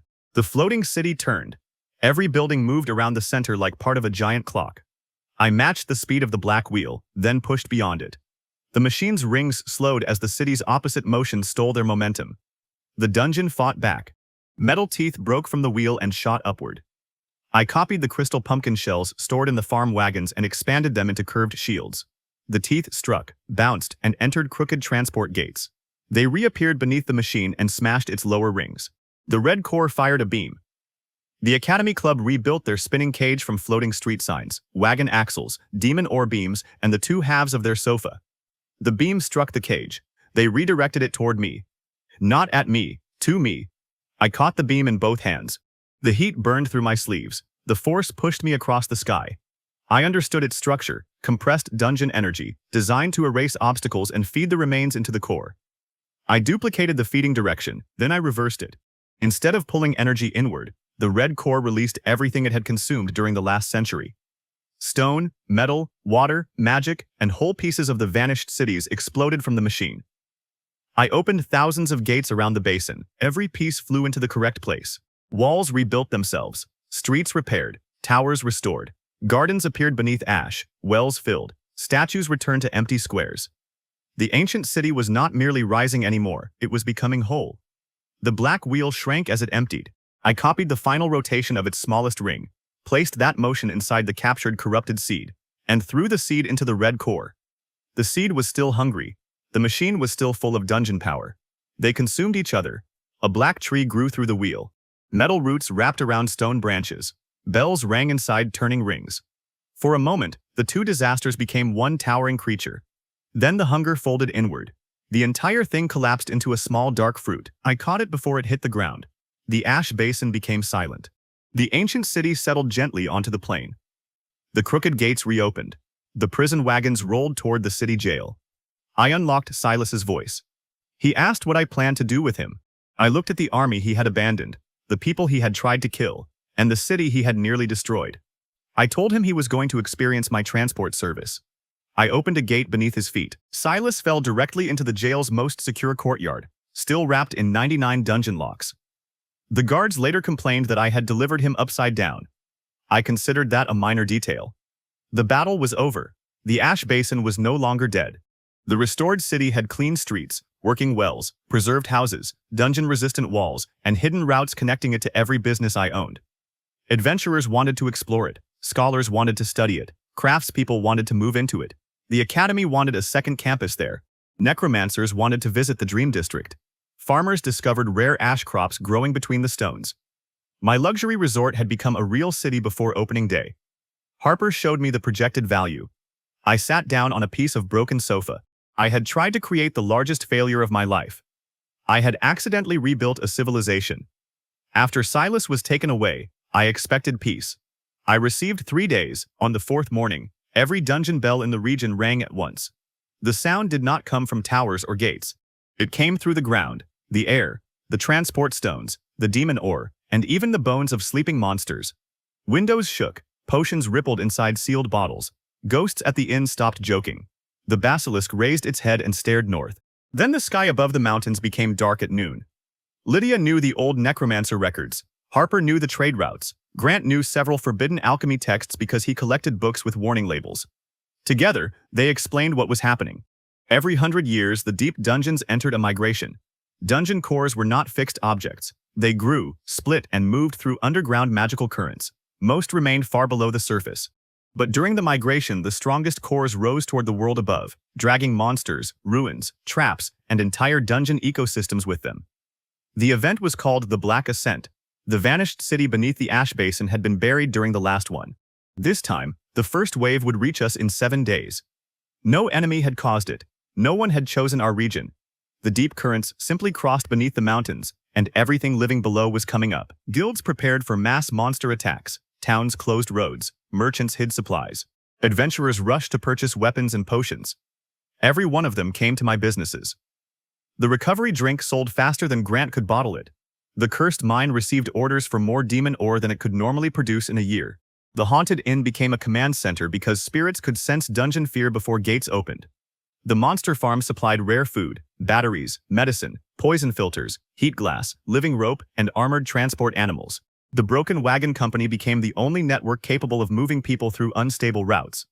The academy failures were requested by every rescue team in the region. My failed businesses had become the foundation of the defense. I should have felt proud. Instead, I saw the problem immediately. If we sold everything at emergency prices, I would become even richer. So I made all essential supplies free. Harper asked whether I was certain. I told her this was finally my chance to lose enough money to matter. She nodded once and opened every warehouse. For several beautiful hours, my fortune fell. Then donations arrived. Adventurers who had survived the transport collapse sent treasure. Guilds contributed stored gold. Farmers delivered crops. Smiths worked without charge because the mine had kept them employed. Guests from the haunted inn paid for rooms they would not use. The restored city offered entire buildings as storage. By sunset, we had received more than we gave away. I stared at the growing piles of supplies. Harper quietly moved the profit report out of reach. There was no time to argue. The Black Ascent began early. A crack opened across the northern plain. It stretched from horizon to horizon, glowing red beneath the soil. Trees tilted toward it. Rivers changed direction. Thousands of small dungeon gates appeared in the air like dark bubbles. The first monsters climbed out. They were not an organized army. They were creatures fleeing worse things below. Stone insects poured from the ground in black waves. Winged worms filled the sky. Pale giants crawled on 6 arms. Floating plants released sparks that turned dirt into glass. Huge shells rolled across the plain with screaming wind trapped inside them. The guild lines broke in minutes.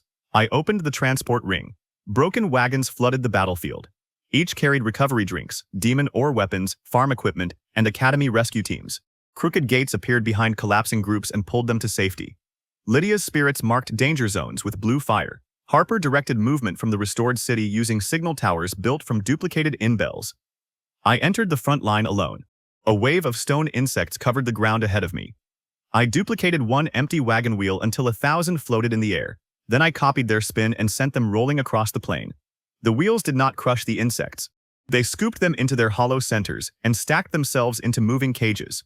Winged worms dove from above. I copied the sound of the hollow bell and changed gravity sideways. The entire swarm fell across the sky, slammed into a floating gate, and reappeared over the monster farm. The fire chickens chased them for hours. A pale giant swung one arm and released a shockwave that flattened buildings behind me. I duplicated the shockwave before it reached the city, bent the copy around the original, and formed a spinning ring. The two forces chased each other in a circle.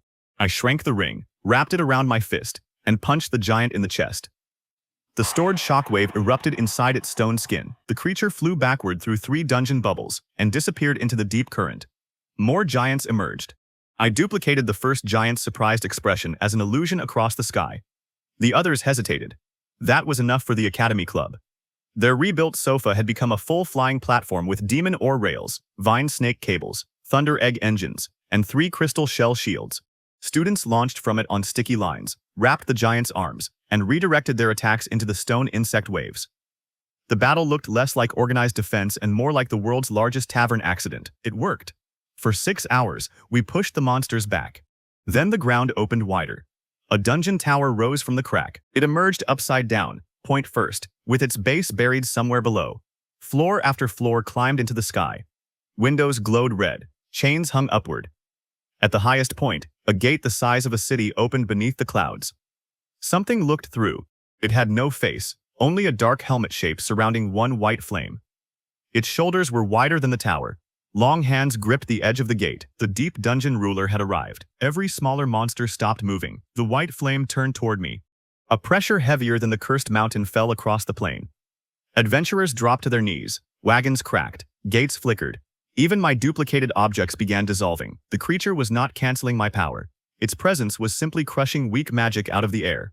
I lifted one hand. Then I duplicated my own heartbeat. The same trick that had confused the stone wolves now spread across the battlefield. One heartbeat became 10, then 1,000, then 1,000,000. Each beat carried a tiny pulse of my mana. The ruler's pressure crushed them. I created more. The sky filled with invisible rhythm. Every pulse broke. Every broken pulse released a smaller piece of mana. Instead of resisting the pressure, I fed it so many tiny copies that it could not remove them all. My power stabilized. Then I copied the pressure itself. A second invisible weight fell from above, aimed at the ruler. The giant's hands slipped from the gate. For the first time, the white flame moved with surprise. I used the moment to launch myself upward. I duplicated the recoil of Grant's strongest explosive drink beneath my feet. The ground vanished in a red flash. I crossed the battlefield, past the upside-down tower, and struck the giant's helmet with both heels. The impact sounded like a mountain breaking. The creature fell backward into its own gate. I followed. The deep dungeon closed behind us. Inside, there was no sky. There were endless staircases descending in every direction. Towers hung upside down and sideways. Rivers of white fire flowed between them. Millions of doors opened and closed along black walls. Far below, something enormous pulsed like a buried sun. The ruler landed on a staircase and rose to full height. Outside the gate, only its upper body had fit through. Here it stood as tall as a fortress. Its legs were wrapped in chains connected to the pulsing core below. Each step caused a dungeon door to open somewhere in the distance. I understood then that the creature was not leading the black ascent. It was trying to escape it. The chains dragged the ruler upward whenever the core migrated. The giant had reached the surface because it was bound to the deepest dungeon, not because it wanted to invade. That did not make it friendly. It swung one hand. 5 staircases shattered. I duplicated the falling pieces and made them orbit me as a stone shield. The ruler punched through the shield. I copied the punch's forward force, placed it beneath one floating tower, and launched the entire structure into its shoulder. The tower exploded. The ruler barely moved. White fire flowed from the cracks in its helmet. It spread across the staircases, erasing every object it touched. I copied the path of the fire rather than the fire itself. Hundreds of empty paths appeared beside it. The flames split, following all possible routes at once. Their power thinned until each stream became no hotter than a candle. I gathered the tiny flames into a sphere and threw it at the chains. They did not melt. The deep core pulsed. Every door in the dungeon opened at once. Monsters poured through. Not hundreds, not thousands. A living flood filled the staircases. Creatures made from iron roots, glass bones, burning cloth, liquid shadows, crystal mouths, and spinning horns rushed toward me and the ruler alike. I had no reason to protect the giant. So naturally, I jumped onto its head. The ruler tried to grab me. I copied the smooth surface of its helmet and spread it across my coat. Its fingers slipped off. Then I duplicated the sound of the farm's food bell inside the helmet. The ruler staggered, confused. I used its shoulders as a platform and began directing the monster flood. Every creature that jumped became a copied jump beneath another creature. Every charge became a launch. Every bite became a snapping trap made from empty force. Monsters crashed into each other, flew through doors, and landed on distant staircases. The ruler realized what I was doing. It swept both arms through the crowd while I redirected the force. Together, without agreement, we cleared a path toward the deep core. We descended. The deeper we went, the stranger the dungeon became. Gravity changed with every staircase. Time moved at different speeds behind different doors. Some rooms were frozen in a single second. Others had aged into dust. One corridor contained a storm that had been falling for 1,000 years. Another held a forest growing upside down from a lake ceiling. I marked everything with duplicate gates. The ruler tore through obstacles with raw strength. I turned the broken pieces into bridges. When white fire beasts surrounded us, I copied their heat into cold shadows and trapped them between temperatures. When iron root monsters bound the ruler's legs, I duplicated the idea of a loose knot until every root untied itself. At one point, a glass serpent swallowed me whole. Inside its body, I found a spiral tunnel filled with reflected magic. The serpent expected me to be dissolved. I duplicated its stomach exit. Then I created 100 exits along its back. The serpent became a magical fountain. Everything it had eaten during its long life erupted into the dungeon. Weapons, bones, treasure, furniture, a small house, several boats, and one still living monster that immediately ran away. I emerged riding the house roof. The ruler caught the roof in one hand and threw me toward the core. I took that as cooperation. We reached the lowest visible layer. The pulsing object below was not a sun, it was an egg. A black shell surrounded a white center. Dungeon currents flowed into cracks across its surface. Every pulse pushed the entire deep world upward. The black ascent was not a migration of many cores. It was the birth movement of one enormous core creature. When the egg hatched, the rising dungeons would burst through the surface all at once. The ruler's chains connected directly to the shell. It had been placed there as a guardian, prisoner, or food source. I could not tell which. I landed on the egg. The shell was larger than the restored city. I touched it and tried to understand. Pain crossed my mind. Images arrived too fast to be memories. Underground seas, dead worlds, dungeons growing through empty space, core creatures nesting inside planets, feeding on magic, then hatching and carrying entire dungeon ecosystems away. This egg had slept for ages. The black ascent was the final stage before birth. Destroying the shell would release the creature early. Letting it hatch would tear the region apart. The ruler landed beside me and struck the chain around one wrist against the shell. The meaning was clear. Break the chains and it might help. I did not trust it. Then again, I had built my fortune by trusting cursed mines, haunted inns, unstable potions, monster farms, broken gates, and failed students. My standards were flexible. I studied the chain. It was made from compressed dungeon routes. Each link was a locked path folded around itself. Silas's staff had used a tiny imitation of the same magic. I duplicated one link. The copy appeared open. The ruler pulled. One chain broke. The dungeon screamed. The egg cracked. A white hand pushed through the shell. It was long enough to cross a city street. Fingers unfolded into smaller hands. Each smaller hand opened a mouth filled with light. The core creature was waking. I copied the open link again and again, breaking the ruler's remaining chains. The giant stood free for the first time in centuries. It raised both arms. I expected it to attack me. Instead, it grabbed the white hand and pulled. The creature inside pulled back. The egg split wider. White fire flooded the dungeon. I duplicated the ruler's grip and spread it across the shell. Thousands of invisible hands held the cracks closed. The hatching creature pushed harder. Staircases shattered. Doors flew open. Entire dungeon layers tilted toward the egg. I needed power beyond anything I had copied before, so I reached through every transport mark connected to my businesses. I felt the cursed mine first. The two crystals still fought inside the mountain, producing demon ore from hostile pressure. I copied that pressure. I felt the monster farm, where thunder rabbits raced beneath heat glass and the basilisk slept in a field of evolved grain. I copied their stored energy. I felt the haunted inn, crowded with dream spirits and backward flames. I copied the fear they had learned to control.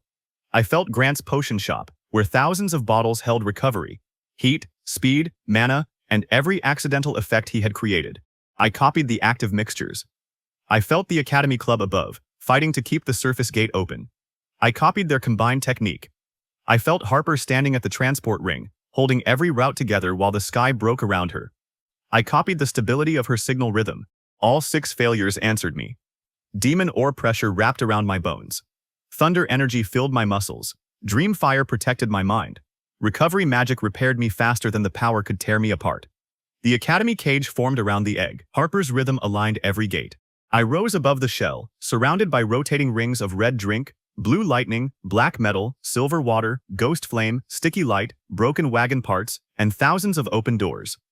The ruler looked up at me. For the first time, the white flame inside its helmet lowered like a respectful bow. Then the egg hatched. The shell exploded. The shell did not break into pieces. It became pieces. Every fragment transformed into a different dungeon. One became a burning castle. Another unfolded into a frozen ocean. A third grew into a forest of metal trees. Thousands of new layers burst outward, each expanding faster than thought. The hatchling rose from the center. Its body had no fixed shape. White arms connected to towers. Mouths opened inside gates. Wings formed from staircases. A long spine of glowing doors twisted through the darkness. Wherever it moved, the dungeon rebuilt itself around the movement. The free ruler grabbed one wing. The hatchling opened a mouth in its palm and bit through the ruler's arm. White fire sprayed across the egg chamber. I copied the ruler's missing arm before it fell away. The copy appeared attached to the wound, but I made it from demon ore pressure rather than flesh. Black metal formed from shoulder to fist. The ruler stared at the new arm, closed its fingers, and punched the hatchling hard enough to fold 3 dungeon layers together. The creature screamed through every door. The sound reached the surface. Above us, the northern mountains cracked. I could sense Harper through the transport marks. The black ascent was accelerating. Dungeons rose beneath towns, roads, and rivers. The guilds could hold the smaller monsters, but they could not stop the land itself from turning into labyrinths. We had to force the hatchling back into a stable shape. I attacked its hunger. Grant's recovery drinks worked by convincing the body it had more usable strength than it believed. I copied that sensation, expanded it, and poured it into the creature. For 1 second, every mouth closed. The hatchling felt full, its expanding layers slowed. Then it understood the trick and became angry. 1,000 hands pointed at me. White beams crossed the chamber. I duplicated the haunted inn's room 13. The room appeared around me 1,000 times, nested inside itself. Each beam entered a room, crossed it, entered the next copy, and continued through endless identical space. The attack never reached the center. The 13 comedy ghosts appeared by accident. They looked at the hatchling. The hatchling looked at them. One ghost threw a pillow. The creature destroyed all 1,000 rooms. I emerged behind the ruler, covered in feathers and slightly offended. The hatchling's body grew larger. It absorbed the broken rooms, the white beams, and the floating dungeon fragments. The false fullness had lasted only a moment. But that moment taught me something. The creature could be satisfied. It simply needed enough to eat. I opened every gate I had marked during the descent. The hatchling saw them and lunged. Doors were food. Routes were food. Dungeon layers were food. It stretched through the network, swallowing staircases, towers, rivers, monsters, traps, and core fragments. I kept opening paths. The creature chased them upward. The ruler realized my plan and grabbed the hatchling's tail, forcing it to move through the routes instead of expanding sideways. I placed a duplicated transport pole ahead. The hatchling became a river of white dungeon matter rushing through its own world. We climbed toward the surface. Every layer we crossed collapsed behind us. At the glass serpent's tunnel, I opened 100 exits. The hatchling filled all of them.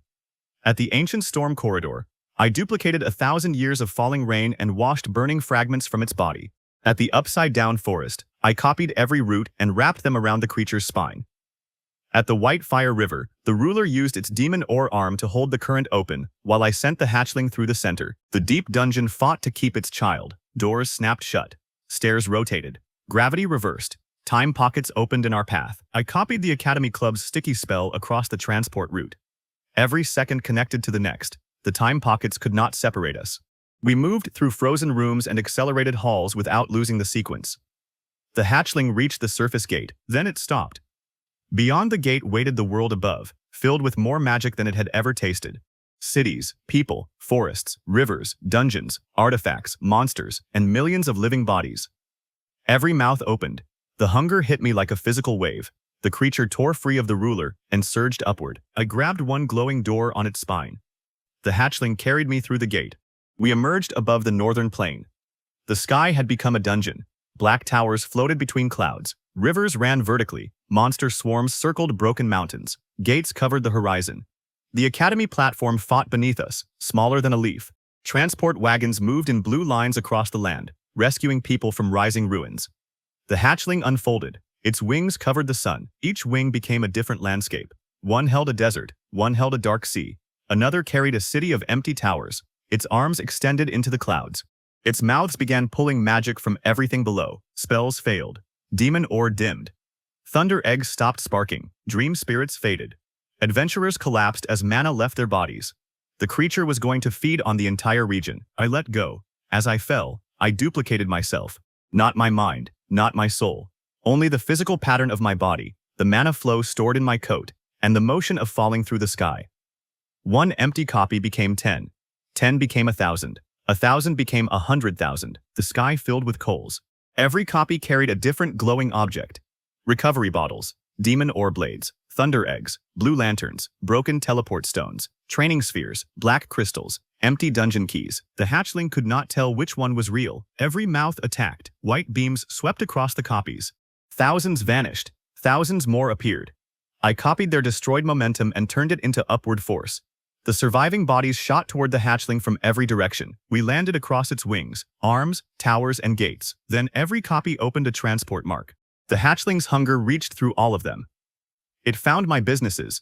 It found the potion shop with endless bottles. It found the cursed mine with self-producing ore.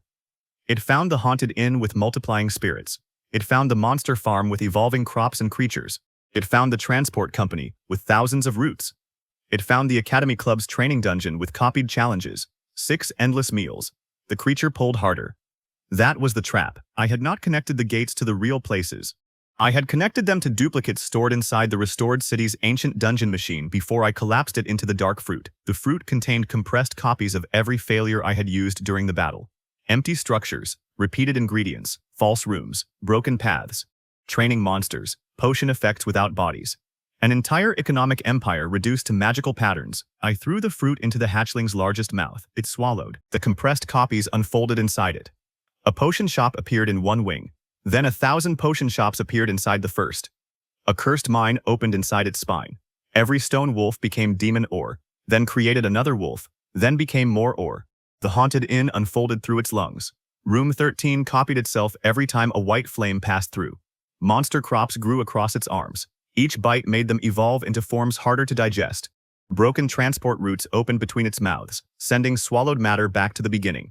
The Academy training course formed around its core and changed gravity every time it tried to move. The hatchling had consumed a meal that duplicated faster than it could digest.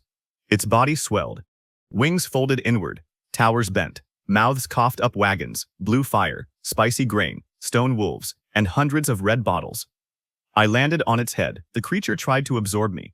I touched its surface and finally understood the hunger completely. It was not evil. It did not hate the world. It was a newborn built to gather a dungeon ecosystem and leave. Its hunger had one purpose: collect enough stable magic to survive the space between worlds. The deep dungeon had grown too large around it. The hatchling could not separate food from home. If it rose naturally, it would rip everything nearby into itself. I had given it too much food, but the food was empty. It needed stability, not quantity. I looked down at the free ruler. It stood on a floating tower, watching. The chains had bound it to the egg for centuries. Its magic had stabilized the shell. That was why the hatchling had bitten its arm. The ruler was the one thing it recognized as complete nourishment. The ruler understood at the same moment. It raised its demon ore fist. I shook my head. I was not going to feed it a living guardian. I duplicated the ruler's stabilizing pressure. One copy was too weak, so I created another. Then another. 10,000 dark outlines of the ruler appeared around the hatchling. Not full bodies, only the magical weight that had held the egg together. The creature stopped struggling. Its mouths closed one by one. The endless businesses inside it continued unfolding, but the stabilizing pressure compressed them into a new shell. Potion shops became red veins, demon ore mines became black bones, haunted rooms became dream chambers, monster farms became living gardens, transport routes became nerves, the academy course became a rotating defensive layer. My failures rebuilt the hatchling from the inside. The giant creature began shrinking. Wings became walls, arms became towers, mouths became doors. The massive body folded inward around the duplicated ruler pressure. I stood on its surface as the sky rushed past. A creature larger than the mountains became the size of a city, then a fortress, then a house, then a wagon. Finally, it became a white sphere no larger than a pumpkin, covered in tiny black doors. I caught it with both hands. The black ascent stopped. Across the horizon, rising dungeons froze, monster gates remained open, but no new layers emerged. Rivers settled, towers stopped climbing. The pull on mana vanished. Adventurers rose. Dream spirits brightened. Thunder eggs sparked again. The free ruler descended beside me on a staircase of white fire. Its original arm remained gone. The demon ore copy held firm. It looked at the sphere, then it looked at the surface world. I expected it to demand the hatchling. Instead, it reached into the white flame of its helmet and removed a small black key. The ruler placed the key in my hand. A gate opened behind it, leading back into the deep dungeon. Before leaving, it struck the demon ore fist against its chest. I copied the gesture. The ruler disappeared below. The gate closed. I fell the final 100 feet because I had forgotten to make a platform. The Academy Club caught me with the remaining half of their sofa. We crashed through a monster nest, bounced off a crystal shell shield, rolled across a red foam river, and stopped beside Harper's command wagon. Grant climbed from beneath a broken drink barrel. Lydia floated down inside a circle of spirits. Harper looked at the white sphere in my hands. She asked whether it was dangerous. A tiny door opened on the sphere. A small white hand reached out and stole one of Grant's bottles. The door closed. I told Harper it was probably fine. She did not believe me. The crisis was not over simply because the ascent had stopped. Thousands of monsters remained on the surface. Dungeons had risen through roads and fields. Towns were cut off. The northern plain had become a maze of ruins, rivers, forests, towers, and gates. But now the disaster could be solved. Harper turned every transport stone toward rescue routes. Grant converted the potion shops into field kitchens and recovery stations. Lydia sent spirits through unstable dungeons to guide trapped people. The monster farm received captured creatures and transformed them into part of the ecosystem instead of killing them. The Academy Club led clearing teams into the new layers. I duplicated bridges, shelters, wells, tools, and supply wagons faster than the workers could place them. For 3 days, I barely slept. I crossed the region through broken gates, appearing wherever the situation looked worst. When a floating ruin began falling toward a town, I duplicated its upward momentum and parked it in the clouds. When an underground sea burst through a road, I copied the haunted inn's stretched rooms and poured the entire flood into an endless bath corridor. Lydia later complained that several guests had found fish in the tubs. When a forest of iron trees grew around a village, I duplicated the monster farm's vine snakes and taught them to weave the branches into houses. When a dungeon train made from bone raced toward the restored city, I copied 12,000 broken wagons, linked them into a spiral track, and sent the train around the city 3 times until it ran out of anger. When a mountain-sized shell monster rolled toward the cursed mine, I woke the basilisk, duplicated its petrifying gaze into a ramp, and made the shell jump over the entire mountain. It landed in an empty valley and became a new transport station. Every problem became material for something useful. The new dungeons contained rare herbs, ores, creatures, ruins, and routes. People who had lost homes moved into the restored ancient city. Adventurers founded camps around stable gates. Smiths used demon ore to reinforce bridges. Farmers planted evolved crops in dungeon soil. Necromancers opened spirit clinics inside calm dream zones. My businesses expanded without me ordering them to. The recovery drink became the standard supply for every major guild. The mine produced weapons that could survive deep dungeon pressure. The haunted inn opened small branches near dangerous gates so exhausted adventurers could rest under spirit protection. The monster farm became a research valley where new creatures were raised instead of hunted. The transport company mapped the frozen ascent routes and connected distant regions faster than ever. The Academy Club graduated early. They refused offers from elite teams and stayed together as an independent rescue unit. Their official symbol was a sofa flying through a broken gate. I approved. 1 month after the Black Ascent, the region was safer and wealthier than before it began. The guilds called it a miracle. The merchants called it a new age. The adventurers called me the Dungeon Billionaire. I hated that name immediately. Grant printed it on recovery bottles. Lydia taught the ghosts to chant it whenever I entered the inn. Harper claimed she had tried to stop them. She was lying. The haunted bell rang every time she said it. I returned to the mansion where my second life had begun. The window from the first assassination attempt had been repaired years ago, but I could still remember the needle stopping in front of my face. I had wanted to become poor so no one would target me. Instead, I had become too powerful to target carelessly. Silas sat in the city jail behind dungeon locks he could not open. His criminal network had collapsed after the Ash Basin battle. The captured members revealed hidden bases, stolen goods, and monster cages. The guards recovered enough wealth to compensate many of the people they had harmed. I visited him once. He expected me to threaten him. I brought a recovery drink. He refused it. I duplicated the bottle until the entire cell was filled from floor to ceiling. Then I left. The guards told me he eventually drank one. He liked the grape flavor. That victory should have satisfied me.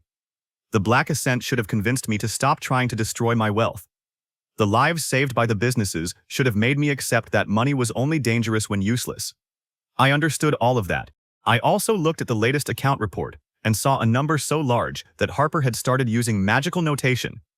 My old dream returned. A quiet cabin, a small garden, no assassins, unlimited pie. I decided on one final attempt. This time, I would not buy a shop, mine, inn, farm, company, club, wasteland, or dungeon. I would invest in something completely impossible to monetize. I would fund an expedition into the empty sky. The empty sky was a region above the western storm belt where flying magic stopped working. No islands floated there. No birds crossed it. No known dungeon routes entered it. Airships that approached lost lift and fell into the clouds.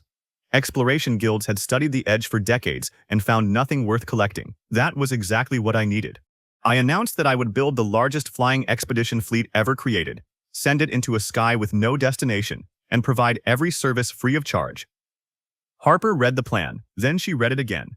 She pointed at the section describing 200 airships made from demon ore, heat glass, vine snake cables, crystal shell armor, thunder egg engines, haunted cabins, potion fountains, and cracked transport stones. She asked how this would make me poor when every material came from businesses I owned. I told her I would pay those businesses full market price. She pointed out that the money would still belong to me. I told her I would pay triple. She pointed out that the businesses would expand production, employ more people, and return even greater profit later. I told her I did not appreciate negativity. Grant designed the engines. His first model used recovery drink vapor to restore its own power while flying. It ran for 3 days without fuel, then became energetic enough to chase him around the workshop. Lydia designed the cabins. Dream spirits adjusted the rooms to match each passenger's comfort. Anyone afraid of heights saw a normal countryside outside the windows. Anyone who loved danger saw the clouds filled with dragons, even when nothing was there. Harper designed everything that actually needed to function. The Academy Rescue Unit insisted on joining. Their sofa had survived a dungeon collapse, a public match, the Ash Basin, and the Black Ascent. It now had 4 engines, 6 shields, a folding kitchen, a monster cage, and a front bell shaped like my annoyed face. I ordered them to remove the bell. They added a second one. The flagship was called the Empty Wallet. I chose the name myself. It was a massive airship shaped like a long black arrow. Demon ore ribs held crystal shell plates. Heat glass wings stored sunlight. Thunder eggs powered 12 rotating engines. Broken teleport stones formed a ring around the hull, ready to move sections of the ship through danger. The haunted inn supplied a hallway inside that was longer than the vessel itself. At the center, behind 7 shields, I placed the white sphere from the Black Ascent. The tiny doors across its surface opened whenever Grant carried drinks nearby. Small white hands continued stealing bottles. The sphere had consumed enough recovery drink to supply an army, but it never changed size. I called it storage. Grant called it adorable. Harper called it an unknown deep dungeon organism with world-destroying potential. Lydia called it thirsty. We departed at sunrise. The fleet rose above the restored city, while thousands watched from below. Airships formed long lines through the clouds. Academy platforms flew between them. Monster farm creatures carried supplies. Transport wagons hung beneath balloons in case the engines failed. I stood on the flagship's highest rail, with my coat snapping in the wind. It was dramatic for exactly 12 seconds. Then a fire chicken escaped from the cargo deck and struck me in the back. I fell off the ship. The crowd screamed. I duplicated the chicken, grabbed both birds, and used their flame bursts like twin engines. We flew around the flagship once, landed on the bow, and accidentally set the expedition flag on fire. The crowd cheered even louder. Grant called it a perfect launch. We crossed the western mountains before noon. The ordinary sky ended beyond them. Ahead waited a wall of permanent storm clouds stretching from the ocean to the upper atmosphere. Lightning moved inside like bright veins. The wind pulled in several directions at once. Normal airships turned away there. Our fleet accelerated, the first wind shear hit like a giant blade. I duplicated the flagship's left wing and placed the copy above the fleet as a shield. The wind sliced it into pieces. I copied the pieces, flattened them, and made thousands of smaller fins. They attached to every ship, turning independently to match the changing air. The fleet entered the storm. Day vanished, rain fell upward, lightning moved sideways, clouds became solid without warning. Invisible gaps opened beneath the ships, thunder struck from below. The empty wallet's engines failed after 3 minutes. I had never been happier. Then Grant opened the recovery vapor valves. The engines restarted twice as strong. I became less happy. A solid cloud wall appeared ahead. The flagship could not turn in time. I copied the basilisk's petrifying gaze stored in a farm tool and fired it through the bow. The cloud turned into a gray tunnel. We entered at full speed. Behind us, the copied fins carved matching tunnels for the rest of the fleet. A lightning river crossed our path. I duplicated the metal rails on the deck, stretched them forward, and turned them into a giant fork. The lightning struck the rails. Thunder energy rushed through the ship toward the engines. The empty wallet became too fast.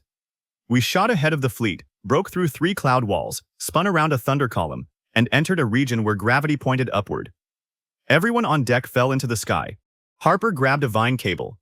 Grant grabbed Harper's boot. Lydia's spirits grabbed Grant. I grabbed the ship. Then I duplicated the chain of people until 100 empty copies formed a rope between the deck and the real group. I pulled them down, copied the ship's original gravity, and spread it across the hull. The flagship stabilized upside down. The rest of the fleet entered the region and appeared above us, also upside down. For several minutes, 200 airships sailed beneath a black ocean of clouds, with their masts pointing toward each other. Lightning flashed between the fleets. Floating rain gathered into spheres around the decks. The Academy sofa raced past us, completely sideways. The students waved. I pretended not to see the face bells. The deeper we traveled, the weaker flying magic became. The thunder engines lost power.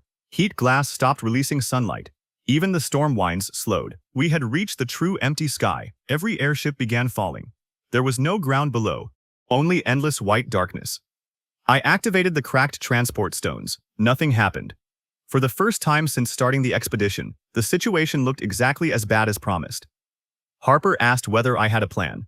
I looked at 200 falling ships, thousands of people, dead engines, silent gates, and a sky where magic could not hold anything up. I said yes. Then I made one. Magic had stopped supporting us, but physical forces still existed.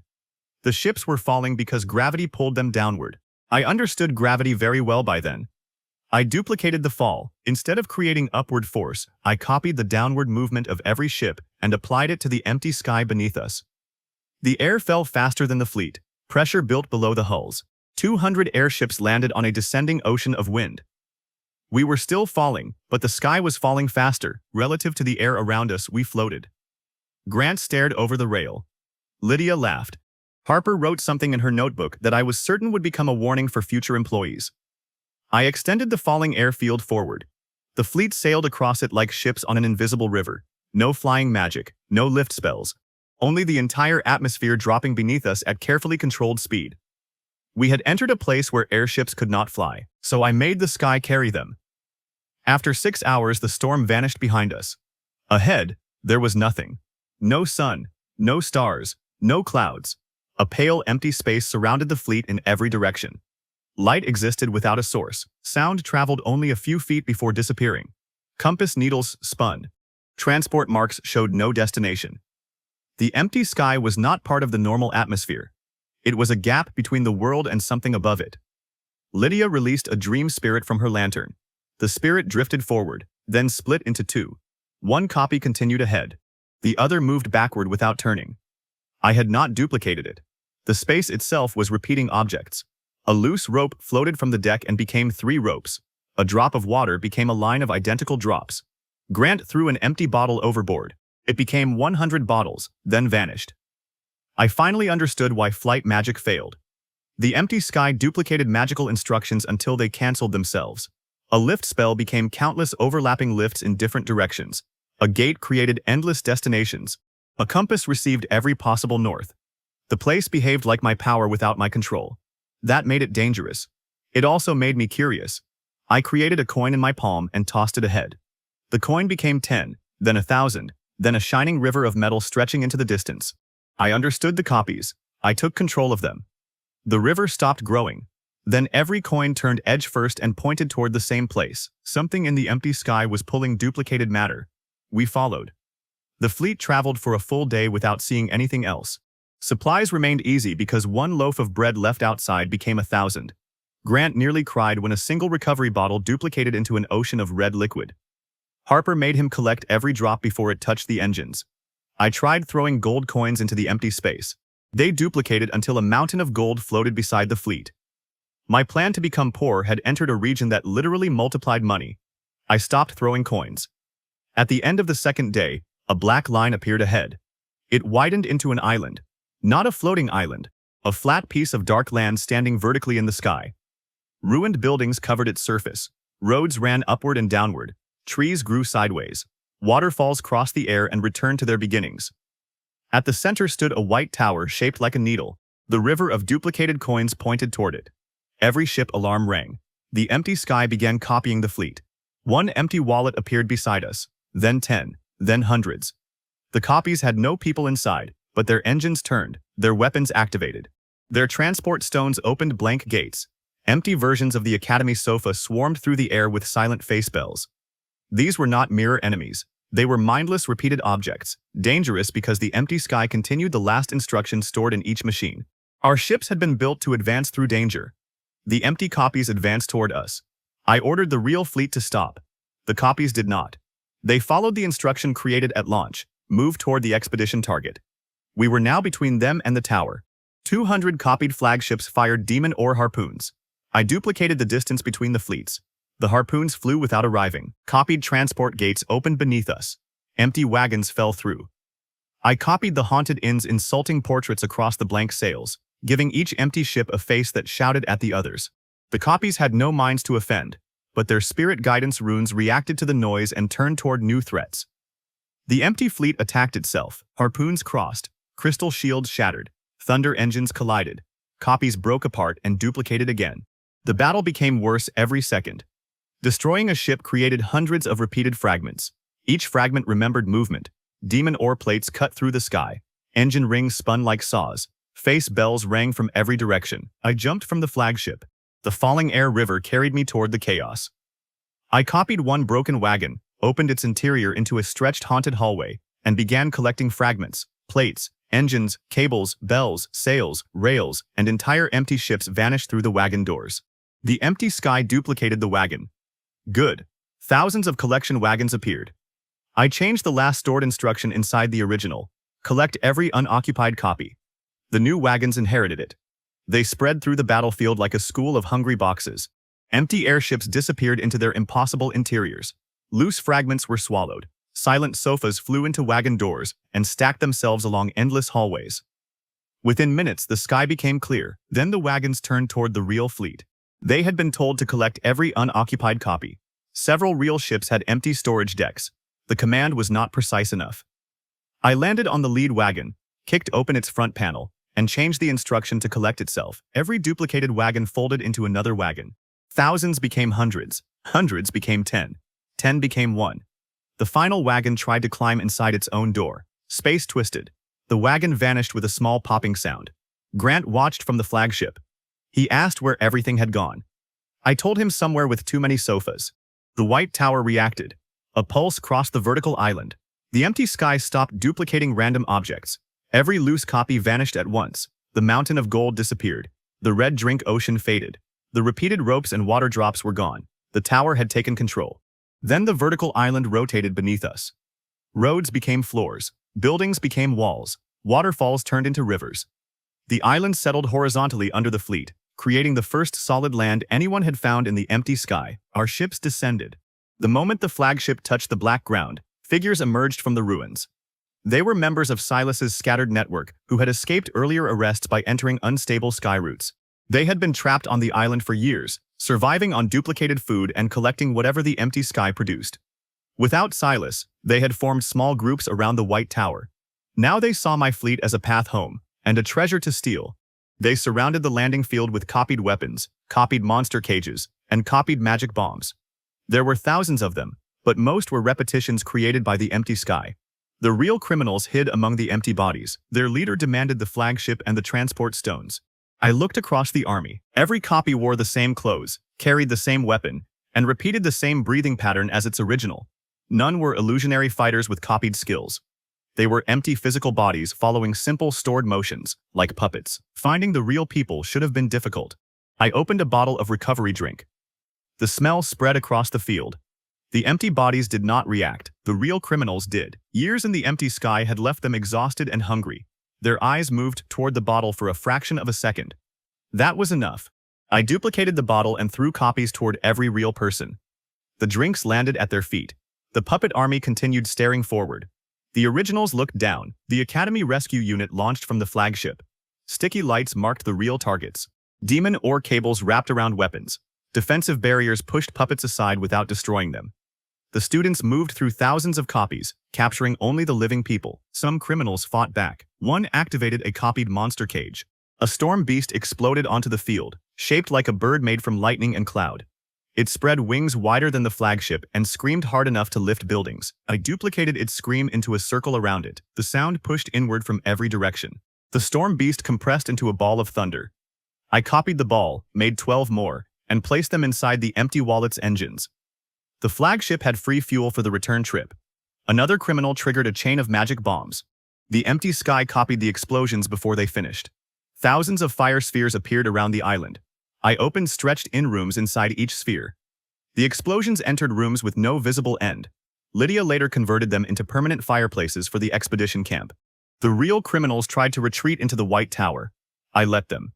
Everyone ran through the same door. I copied the jail courtyard transport mark onto the floor inside. They emerged from the tower directly into custody back home, along with several confused puppets and enough duplicated weapons to fill a warehouse. The guard sent a message asking me to stop delivering large groups without warning. I promised to try. The bell at the haunted inn rang from hundreds of miles away because I was lying. With the island secure, we entered the White Tower. The interior had no stairs. A single round chamber stretched upward farther than the eye could see. Floating symbols represented objects copied by the empty sky over centuries. Ships, birds, clouds, spells, stones, monsters, ruins, and people. At the center floated a clear crystal. The white sphere beneath my coat began shaking. Tiny doors opened across it.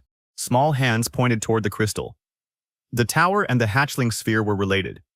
Lydia studied the symbols and realized the vertical island had once been a deep dungeon vessel, like the creature that nearly hatched during the Black Ascent. It had reached the empty sky long ago and died before leaving the world. The White Tower was its storage organ, still duplicating supplies for a journey that never happened. The empty sky was not naturally empty. The dead vessel had consumed the magic around it for centuries, turning the region into a silent gap. Its storage crystal remained active. The moment our fleet arrived, it began copying us as replacement parts. Destroying the crystal would release centuries of stored duplication at once. Every copied storm, ship, monster, weapon, and dungeon fragment could appear together. Leaving it active would eventually drain the fleet and anyone who settled on the island. I considered feeding it to the hatchling sphere. A tiny hand reached from my coat and gave me a thumbs-down gesture. That was new. I touched the clear crystal. Its stored information entered my mind. The dead vessel had not failed because it lacked power. It had failed because it could not choose a destination. The empty sky repeated every direction. The vessel tried to travel north, south, east, west, upward, and downward at once. It tore itself apart and became the island. The White Tower continued waiting for one stable path. I had a black key from the deep ruler. I placed it against the crystal. One dark door appeared in the air. Unlike the cracked transport gates, this door did not show another dungeon. It showed blue sky, a shining ocean, and the edge of land covered in enormous silver trees. The tower had found a destination beyond the empty sky. Every symbol in the chamber began moving toward the door. The dead vessel tried to rebuild itself. The island shook. Ruined buildings lifted from the ground. Roads peeled upward. Black stone folded around the tower. The landing field tilted. Our airships slid toward the edge. The clear crystal pulled harder. It wanted to use the fleet as missing parts. Demon ore plates tore from the flagship. Thunder engines flew from their mounts. Haunted cabins stretched out of the hull. Monster cages opened. The Academy's sofa lost one face bell, which I considered an improvement. I could have closed the black door. That would leave the empty sky unchanged. Instead, I decided to finish the dead vessel's journey. I duplicated the entire island. For 1 second, a second vertical landmass appeared above us. The copy had no living people, no real airships, and no hatchling sphere. It contained only black stone, ruined buildings, roads, trees, water, and the white tower's missing structure. The storage crystal grabbed it. The copied island folded around the original tower. Walls became wings, roads became veins, buildings became scales.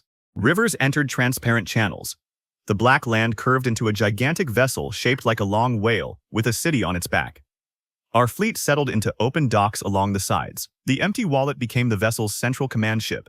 Other airships connected to fins, towers, and transport rings. The haunted inn hallways linked cabins across the entire structure. Farm vines tied loose sections together. Demon ore pressure stabilized the hull.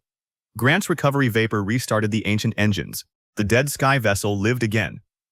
It opened one enormous eye beneath the white tower. The black door widened. Beyond it waited the distant ocean and silver forest. Harper stood beside me in the command chamber. She asked whether I still intended to make the expedition free. I said yes. She told me the vessel could transport entire cities through the empty sky, open routes to an unknown continent, produce unlimited basic materials from stored patterns, and carry more cargo than every ship in the western ports combined. I said that sounded expensive to operate. She told me the vessel created its own fuel. I said maintenance would be terrible. She pointed toward the Academy Rescue Unit, already repairing the outer fins while riding their sofa. I said the unknown continent might contain nothing valuable. The black door widened enough to reveal mountains made from blue crystal behind the silver forest. Grant pressed his face against the window. Lydia's spirits began dancing. Harper handed me a projected profit report she had somehow prepared during the transformation. I did not read it. The vessel moved through the door. For the first time, we crossed the empty sky instead of floating inside it. The transition lasted 1 heartbeat. Then sunlight flooded the city deck. We emerged above an ocean so clear that enormous ruins were visible on the seafloor. Silver trees covered the shore, each leaf holding a drop of liquid mana. Blue crystal mountains rose in the distance. Flying creatures circled waterfalls that flowed upward into clouds. Unopened dungeon gates stood along the cliffs like giant stone eyes. No maps showed this place. No guild had reached it. No merchant had claimed its resources.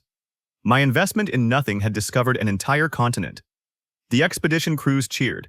Harper began planning docks. Grant collected silver leaves and immediately caused a small explosion. Lydia followed spirits toward the underwater ruins. The Academy platform flew off to rescue Grant from the explosion he insisted was controlled. I stood alone at the front of the vessel. Below me, the ocean reflected the black city whale crossing the sky. Behind me, the empty sky door remained open, creating a stable route home.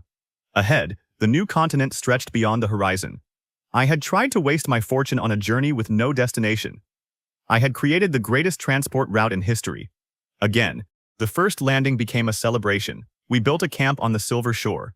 I duplicated shelters, bridges, kitchens, docks, and defensive walls. Grant's recovery drinks reacted with the liquid mana leaves and gained a new effect. 1 bottle temporarily allowed normal people to see dungeon routes. Lydia discovered that the underwater ruins held calm memory spirits from an ancient civilization. They guided divers toward safe chambers. Harper found that the blue crystal mountains naturally stored transport marks, allowing gates to remain open without fuel. The Academy Rescue Unit entered the nearest cliff dungeon and returned carrying a sleeping creature that looked like a tiny cloud with paws. The monster farm workers immediately requested breeding space. Every discovery created another business. I tried giving everything away. People used the free materials to build towns, workshops, schools, inns, farms, and expedition halls. Those places ordered more recovery drinks, demon ore, transport wagons, and monster crops from home. I tried refusing ownership of the sky vessel. The ancient crystal had already marked my mana as its command pattern. I tried leaving the continent unnamed so no one could advertise it. The expedition crews began calling it Cole's Mistake. The name spread in 1 day. I hated it less than Dungeon Billionaire. A week later, I finally built my cabin. It stood on a quiet hill above the silver shore. No gold walls, no giant towers, no vault. Just wood, stone, a small garden, and a wide window facing the ocean. Harper inspected it and found no traps. Grant delivered a box of experimental pie ingredients, Lydia placed one friendly spirit in the fireplace. The Academy unit left half of their old sofa on the porch because they claimed every great headquarters needed one. For the first time in my second life, I sat alone in a peaceful cabin. No assassin waited outside. No curse whispered through the walls. No monster attacked the garden. No dungeon opened beneath the floor. I baked a pie. I duplicated it. One pie became two. I ate the first slice while watching the sun set over the unknown continent. The businesses were safe. Silas was jailed. The Black Ascent had ended. The hatchling was stable. The empty sky route was open. Thousands of people had homes, work, food, and protection because of the failures I once wanted to erase. I had not become poor. I had become something better than rich. I had become impossible to remove from the world without the world noticing. That was not the quiet life I planned, but it was a life no assassin could steal easily. I raised the second slice of pie. Then the white sphere rolled out from under the table. I had not brought it into the cabin. A tiny door opened on its surface.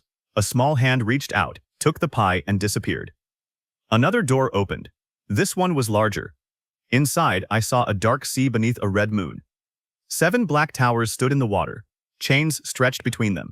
Something enormous moved below the surface, large enough to make the towers lean as it passed. The black key in my pocket became warm. A second key pushed halfway through the sphere's door. It was silver, covered in fresh cracks, and attached to a piece of paper. Only 4 words were written on it. Please bring more drinks. I stared at the message. Far away, beyond the new continent, a red light appeared on the horizon. It pulsed once. The dungeon routes beneath my feet answered. Harper opened the cabin door behind me. Grant and Lydia stood beside her. The Academy platform hovered above the garden with both ridiculous face bells ringing. No one needed an explanation. I looked at my peaceful cabin. I looked at the unfinished pie. I looked at the silver key. Then I smiled.